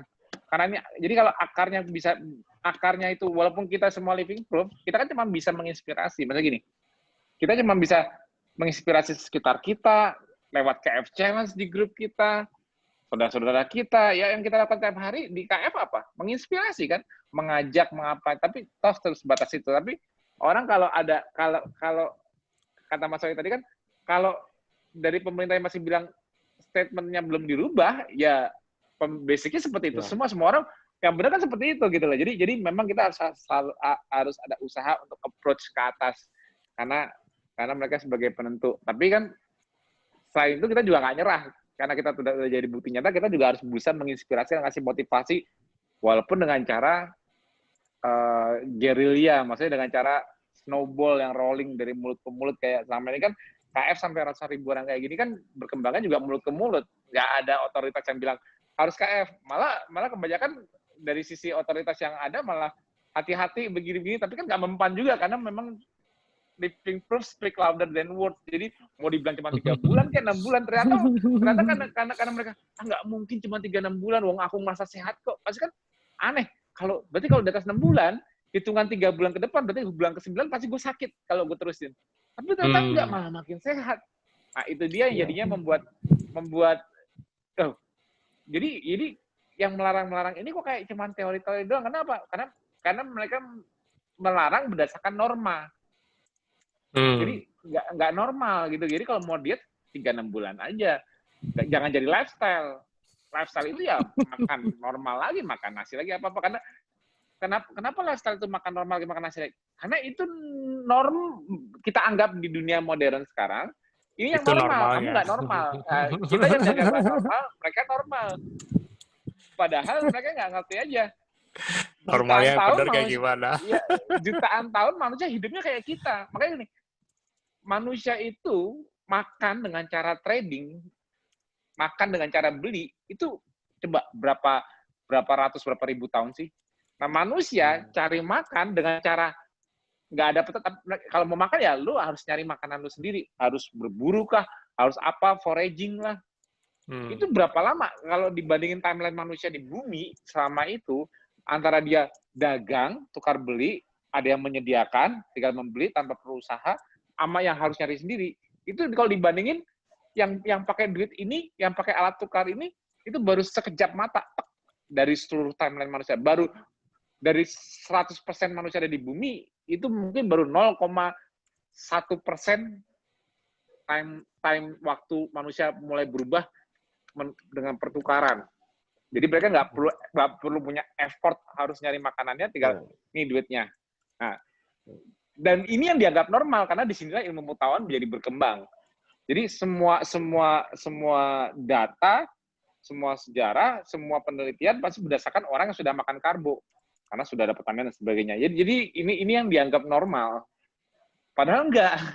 Padahal kita justru malah memflip koin di mana kita mengangkat kembali the ancestral metabolism yang kok bisa ya nggak makan. Makanya kan teman-teman Mas Oyi pada bilang, ya sekarang udah sama keto percaya deh, tapi nggak sanggup. Dia juga masih ngomong udah heran. Kenapa? Karena mereka itu sebetulnya udah kehilangan kemampuan primitif yang itu dibawa dari lahir. Mereka nggak sadar waktu kecil mereka nggak sadar waktu kecil mereka susah banget disuruh makan sama orang tuanya, pagi-pagi masih gedabikan pengennya keluar rumah. Gini kalau makan maunya makan lauknya doang. Mereka udah lupa sekarang mereka daripada makan lauk doang, mending gue makan nasi pakai ayam satu deh, daripada nggak cuma makan ayam doang. Nah, jadi pada saat orang makin menua itu makin insulin resistan, orang makin menua makin punya metabolic issue. Tapi jawabannya bukan yang memperbaiki metabolic issue, ialah apa? Harusnya kalau makin nggak toleransi dengan karbo, dia kan ada problem. Dia nggak toleransi dengan karbo, dia merasa gampang ini kayak ini. Contohnya, semakin bertambah umur, semakin sibuk kerja, efeknya semakin tua itu apa? Semakin cepat ngantuk, gampang ngantuk. Jadi kayak harus ada ngebus apa nih, harus ada booster apa gitu, harus makan dulu, harus apa. Jadi energi, jadi makin tua seseorang, semakin dia tuh mengandalkan makanan untuk menghilangkan gejala dia. Yes. Sedangkan semakin kita masih muda, kita itu malah makin sering lupa makan. Waktu masih kecil atau muda makin nggak butuh makan. Anak-anak mungkin nggak perlu dikasih makan dulu untuk bertenaga. Sebetulnya mereka tanpa makan pun mereka bertenaga. Kita aja nggak percaya diri. Nah, jadi yang ngerasain kalau nggak makan nggak bertenaga itu sebenarnya kita yang udah tua. Kita yang aku jangan ntar kamu nggak bisa mikir lu di sekolah. Nggak bisa. Oh jangan salah.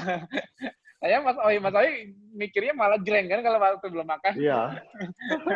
Itu. Jadi kita sebetulnya di KFT ngangkat primal human metabolism. Jadi metabolisme primitif yang hilang. Jadi kayak orang udah nggak sadar dan menganggap yang normal ialah kalau kamu mau kuat seharian isi bensin dulu, isi bensin di depan gitu loh. Jadi bayangkan kalau manusia selama di bumi dari sejak dulu makanan dicari, isi bensin sebelum kamu berburu ya. Isi bensinnya dari mana? Minum air. Buka kulkas dulu sebentar. Minum air. Itu makanya. Jadi ya sekarang jangan heran kalau obesitas merebak karena lingkungan kita sekarang obesogenik, yang kita sebut namanya obesogenik itu artinya mudah membuat kita untuk menjadi obes. Kita nggak sadar, nggak bisa kita ngikutin flow-nya, nggak tahu cara menghindarinya, nggak tahu apa yang mesti jadi boundaries bagi kita terhadap dunia luar, ya selesai. Kalau kita kan kayak sekarang mau di luar ada orang mie goreng kayak mau apa. Kalau aku ikut KF, berarti aku punya pembatasan diri. Aku nggak bakal makan tipe-tipe hal seperti ini. Aku membatasi when aku makannya. Aku makan terserah mau ada orang makan gitu, aku makannya jam sekian sampai jam sekian. Pada saat aku makan, aku memilih makanku aku maunya kayak gini dan kayak gini. Nah, kalau bayangin orang yang nggak punya batasan, yang aku makan sih kapan aja ada makanan gue makan. Makannya apa? Apa aja yang enak gue makan. Bayangin orang seperti itu. Dilempar ke kota yang semuanya ada dan dia nggak punya duit untuk makan. Selesailah dia. Selesai metabolic syndrome karena dia mengikuti lingkungannya, mengikuti alamnya itu mau aku makan apa aja yang bisa dimakan aku makan. Aku makan juga kapan aja, nggak perlu pakai waktu. Oke, orang seperti itu taruh di hutan, selesai dia KF. makan aja tuh daun-daun di hutan tuh banyak kok daun-daunan, kalau mau tuh ada akar-akaran apa, nggak enak Mas. Yang bilang enak siapa? Ada sawi, ada kangkung, ada apa, grogotin aja tuh rebutan sama kambing. Nggak ada yang masakin Mas. Oh ya udah, terus kamu nyari apa? Saya makan kambingnya aja deh. Kambingnya lebih enak. Walaupun cuma dibakar doang kayak lebih enak. Kalau mau makan kambing, kejar dong kambingnya. Masa cuma hai kambing, nggak bakal keluh. Akhirnya dia harus bergerak. Makanya orang yang makan apa aja, yang bilang aduh nikmatin hidup dong, makan apa aja nggak usah dibatas-batasin, makan dari pagi nggak usah harus nunda-nunda jam segini. Orang ngomong kayak gitu, oke, kamu ke hutan, makan apa aja, makan jam berapa aja, ketemunya makannya kayak kita, ketemunya makan di atas jam 12 paling hebat. Yang dia makan apa yang dia pilih? Terserah, mau milih makan ke alam, ya terserah. Pasti makan apa? Mau banyakkan nabati apa hewani di hutan. Nanti kan dia bingung, gimana ya? Nggak ada kebun jagung, nggak ada kebun buah. Semuanya sifatnya liar, tumbuh nggak beraturan, seasonal, dan nggak tahu benar. Akhirnya orang-orang yang nggak punya konsep, nggak mau belajar, kalau taruh hutan mereka selamat. Diselamatkan oleh alamnya yang linogenik. Artinya linogenik artinya alam di hutan itu atau di alam liar itu membuat spesies tersebut jadi lean karena kondisi. Kalau alam sekarang taruh di kota kita nggak tahu cara menghindarinya, ya ini sifatnya obesogenik. Nah, kalau ini dipahami oleh otoritas, sebetulnya mudah. Ya, tapi memang nggak mudah juga sih untuk bikin rule-nya. Tahu sendiri kan, kan memang kan akhirnya kan kalau cara kayak kita kan mengganggu pergerakan ekonomi. Ya aku sih nggak menyalahkan juga sih, walaupun intinya awareness dari tiap orang bahwa tahu mereka sedang berada di situasi alam obesogenik. Ya. Kalau mereka sudah sadar pada masing-masing diri, mereka bisa bikin self awareness dan self limitation. Aku batasi diri sendiri. Nah gitu aja. Tapi kalau untuk menyuruh misalnya pemerintah untuk yang memberi pembatasan, misalnya memberi cukai gula apa begitu, aduh, kayaknya masih long way to go, kayaknya susah. Jadi memang real kesadarannya ya kita para warrior harus menginspirasikan ke keluarga, teman-teman, sejawat.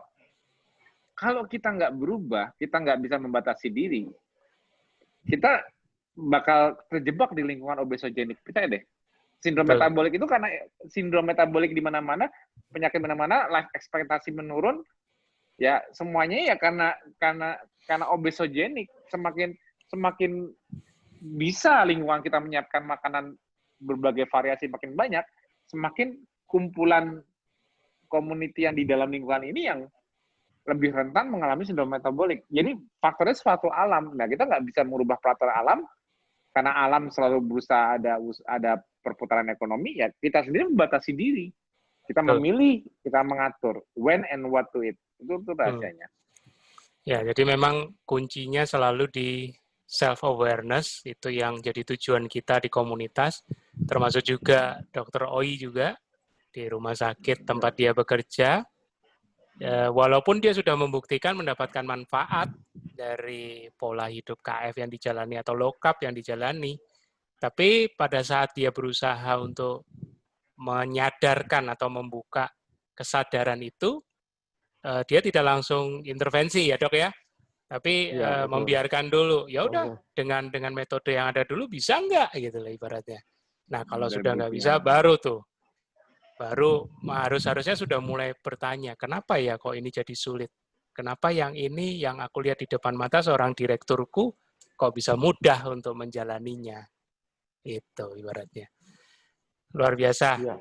Ini walaupun diawali dengan istri yang sembunyi-sembunyi ya Mas ya. Iya. Oh iya tadi ada pertanyaan, istri saya nakes nggak? Iya, mantan perawat. Perawat. Ya, tapi mantan karena itu sekarang merawat suaminya saja. Merawat orang lain. Nggak rela merawat orang lain. Mantan perawat ICU dia. Tapi jujur ya, selama sesi TFH ini dari sejak tim penyusun buku, itu semua saya selaku awam mewakili juga, mungkin teman-teman di peserta TFH juga bisa melihat bahwa dokter pun galau gitu loh. Jadi kayaknya juga teman-teman awam juga harus mulai tercelikkan bahwa bukan mendewakan ya mungkin, tapi kadang kita itu manusia itu suka mencari justifikasi. Kalau bukan dokter yang ngomong kayaknya nggak percaya, tapi hati-hati loh, jangan-jangan dokternya waktu ini juga galau, ibaratnya gitu. Contoh aja kayak dokter Oi tadi. Iya, betul kan? Jadi gini, itu yang tolong kita juga kalau berobat berikan ke masyarakat juga. Ya. Kalau ada dokter mengatakan ibu harus turunkan berat badan, nah dokternya sendiri gimana? Gemuk nggak? Nah itu yang anunya kok dipercaya. Oh dia sendiri nggak bisa nurunkan berat badan, gimana ya kan? Jadi, cuma sekarang dokter Oi-nya lebih pede. Dokter kan manusia juga gimana dok? Kalau dokternya jawab gini, saya kan manusia juga. Loh, kan suruh nurunkan berat badan, dokter nyuruh saya, dokter nggak nurunkan sendiri. Kan? Kacau. Iya, ya itu aneh ya. Makanya luar biasanya dokter kayak gitu lebih dukun loh. Dipercayanya. Tapi aku percaya Dr. Roy sekarang lebih pede kalau mau ngajar gitu. Karena sudah jadi role model sekarang. Iya, role model. Jadi itu. Ya makanya orang-orang di KF, cara kita menginspirasi ialah kita jadi role model. Makanya gini, aku sering bilang sama KF, kenapa aku adain KF Challenge, kenapa aku orang-orang yang posting. Jadi sebetulnya kayak istri Mas Oi juga siapapun itu yang mengajak orang lain, bagian besar itu bukan hanya menyampaikan ilmunya, gini loh. Kalau misalkan dokter itu kan menyuruh sesuatu kan karena dia menyampaikan ilmu yang dia pelajari, nih kamu terapkan, berarti kamu olahraga kan dia menyampaikan ilmu. Nah, kalau kita di KF, kita mencontohkan ini yang terjadi sama gua, ini hasilnya, ini kesehatan gua, mau ngikutin apa enggak? Nah, makanya aku bilang living proof speak louder than word. Kita speak karena kita nggak usah dibilangin pun orang juga ngeliat kok perubahannya kok kelihatan ya, kok hasilnya kelihatan ya. Nah, kita menginspirasi dengan perubahan kita. Kita role model buat banyak orang. Nah, tapi kalau orang lain mungkin cuma ngasih tau, minum ini deh, katanya ini bagus. Oh, kamu olahraga deh, nge-gym itu katanya bagus loh. Kamu gym nggak? Enggak. Jadi kitanya itu harus memang betul. Kita tuh harus saling menjadi role model gitu dalam menginspirasi orang lain. Kita mencontohkan juga. Jadi yang kayak di TFH kemarin aku bilang juga bahwa yang membuat aku konsistensinya bagus di KF kenapa? Karena aku menjadi inspirasi banyak orang. Aku mencontohkan gaya hidupku. Ya aku harus lebih baik lagi dari sekarang. Gaya hidupnya harus lebih baik lagi karena aku sebagai contohnya. Nah, kita juga mencontohkan orang lain, kita juga selalu berusaha lebih baik gitu. Kebanyakan nih malah ya, kebanyakan kalau aku lihat yang gagal jalani KF dan jangka panjang, kebanyakan yang gagal rata-rata ya, yang menjalani hanya untuk diri dia sendiri, selesai. Iya. Gue ngelakukan untuk gue sendiri, kalau gue bosan gue udah sendiri. Gue nggak mau cerita sama orang. Nah, kadang-kadang orang-orang kayak gini, orang-orang yang jalan untuk dia sendiri, dia merasa lebih baik tapi dia nggak membagi, dia cuma jalan, akhirnya gue cheating lagi deh. Karena dia nggak menjadi role model, dia tidak meninggalkan legacy, nggak menjadi role model, nggak jadi acuan orang untuk lihat. Akhirnya dia sendiri malah yang gampang, makanya pentingnya aku bilang kita di komunitas, kenapa aku pentingnya kayak di Malang, Jawa Timur, apa dibentuk berbagai komunitas, kenapa? Karena selalu ada sharingnya apa untuk selalu menginspirasi, karena kita kalau dilepas di lingkungan EBC jadi yang lain nggak ada yang dukung kita. Nah, kita gampang tergoda lepas. Jadi memang pentingnya komunitas juga tetap itu untuk stick together, saling menginspirasi dan kita juga terus menyebarkan terus, karena itulah pentingnya stay in the community. Yes. Karena kemarin aku juga baru dapat japrian dari yang mungkin karena dia jalani buat diri sendiri, begitu dia cheating, dia tinggalin semua grup keto. Semua grup-grup tadi dari grup WA ini, grup tele ini, dia bilang sama gue, dia tinggalin semua. Makin tersesat. Akhirnya pas makin tersesat, ya kalau mereka udah merasa badannya nggak enak, udah mau bisnis baru, Nah, kebetulan nanyanya ke aku, bilang, ya udah masuk lagi grup keto, jangan keluar. Karena kalau keluar nggak terinspirasi, nggak ada. Kalau masuk di grup, lihat, kok tuh dia bisa turunnya segini ya, kok dia bisa sembuh dari ini ya, kok dia bisa ini, ada ilmu baru. Di grup itu kan selalu ada aja orang menginspirasi dari sisi berat badan, menginspirasi dari sisi kesehatan, menginspirasi dengan cara sharing ilmu, untuk mengupdate ilmu. Nah, kalau ini kita sering lirik-lirik, kita selalu ingat, apa yang kita lakukan ini untuk apa sih? Basicnya kita nggak pernah lupa tujuan awal kita.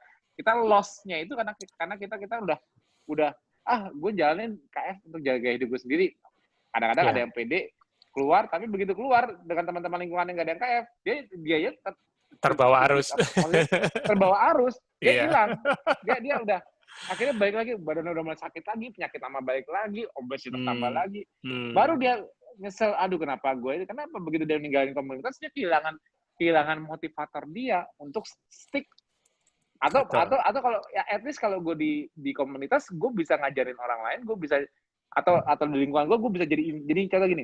Mas Oi, dia jadi inspirator. Maksudnya gini, Mas Oi kan nggak berusaha mingle.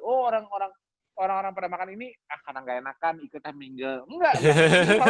Kenapa beda? Ya jelasin gini. Kalau bisa malah jadi jadi jangan takut berbeda. Kalau bisa malah orang akhirnya mencontoh kita. Ya. Akhirnya kalau nganterin Dokter Oi mesti makan duluan. Ya. Nah, itu udah salah satu contoh bahwa apa? Mas Oi itu jati dirinya udah terlihat banyak orang. Yeah. Mas Oi itu menunjukkan identitas Mas Oi sebagai warrior, sehingga orang lain yang malah harus mengerti. Jadi nggak harus nggak enak sama dia. Jadi jangan kita yang kalah, kita yang tahu kita yang benar, kita yang sehat, tapi kita yang kalah saat lingkungan ditawarin tidak enakan apa-apa. Enggak, justru kayak Mas Oi ini justru malah orang lain yang kalau nganterin bos gini ya. Jadi semua orang harus ngerti, jangan kita yang nggak enak. Kenapa? Kita yang benar, justru kita mau mencontohkan. Itu justru aku bilang kuncinya seperti itu. Kita berani stand up di tengah crowd kalau kita benar.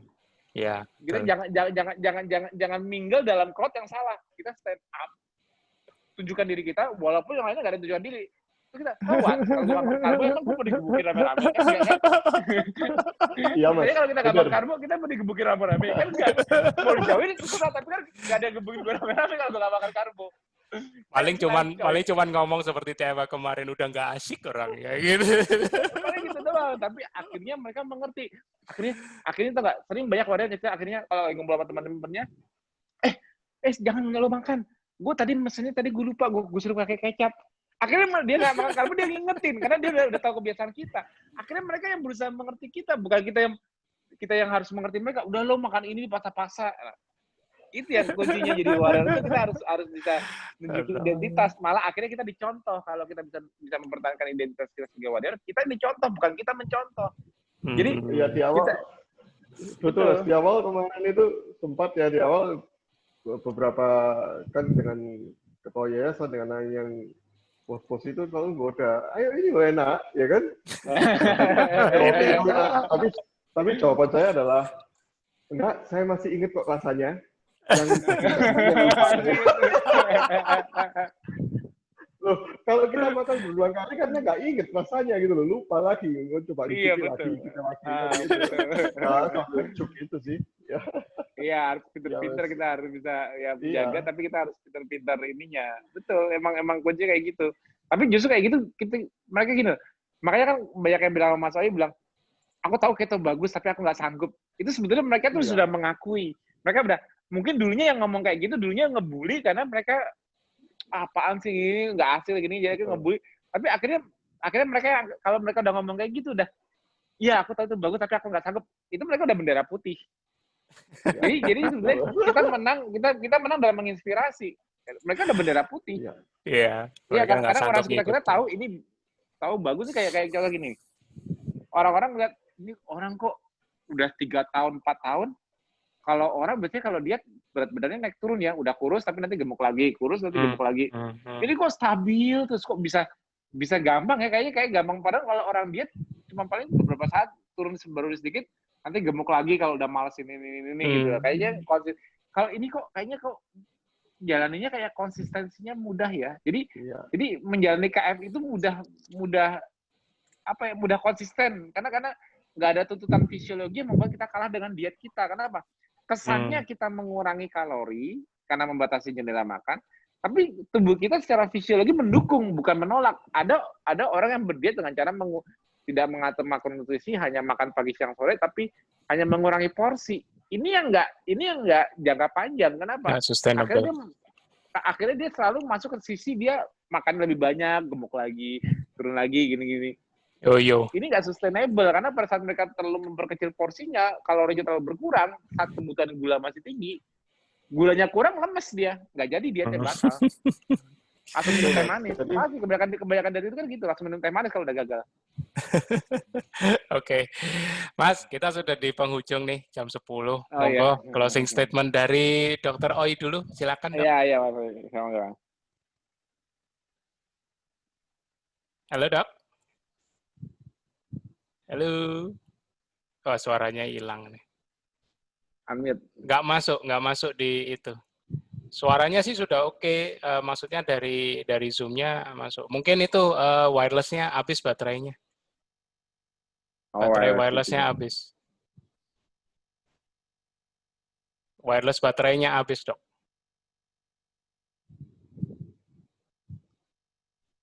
Emang tadi pakai wireless ya? Atau pakai kabel? Iya, pakai Bluetooth dia. Dia pakai Bluetooth.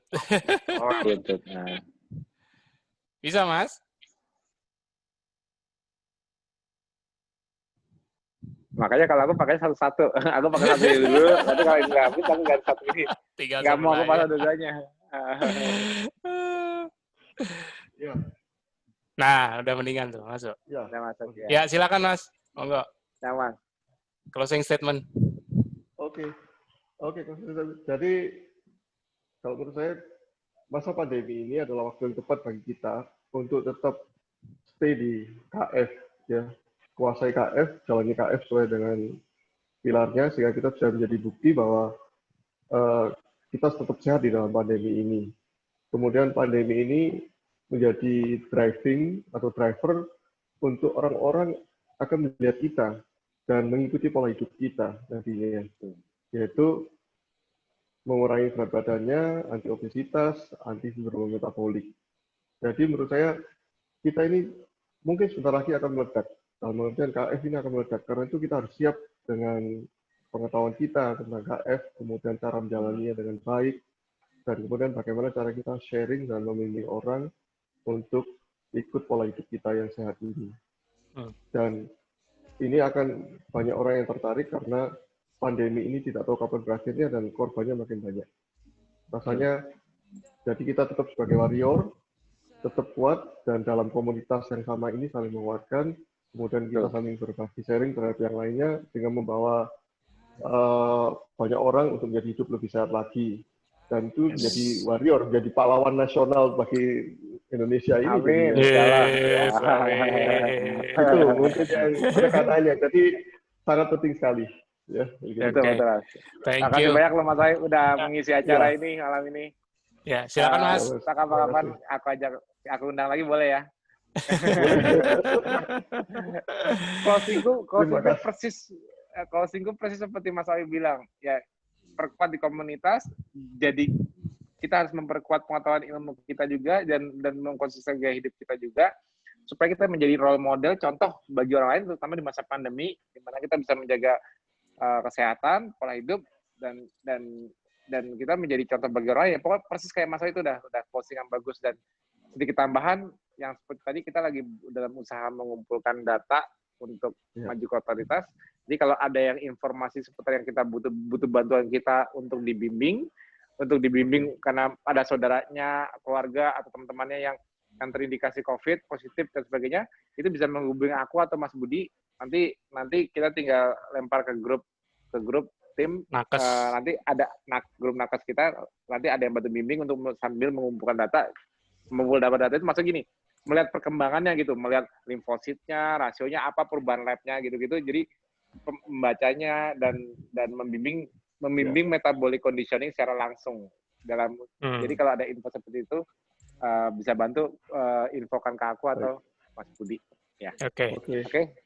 Terima kasih Mas Tio dan juga Dok Oi, ya kan. Kita sudah di penghujung acara. Sambil mengingatkan juga untuk seluruh peserta, jangan lupa minggu kita seminar from home yang ketiga. Ya, tanggal 12 Juli kita mulai dari jam 8.30 kita sudah open. Ya, pastikan teman-teman mengingatkan lagi yang belum registrasi, monggo silakan, jangan lupa. Itu aja, selamat malam semuanya, sampai jumpa di TFH dan SFH hari Minggu. Selamat malam. Terima kasih semuanya. Terima kasih semua. Terima kasih Mas Oi. Terima kasih semua. Terima kasih Mas Tio, Mas Kopi. Ya.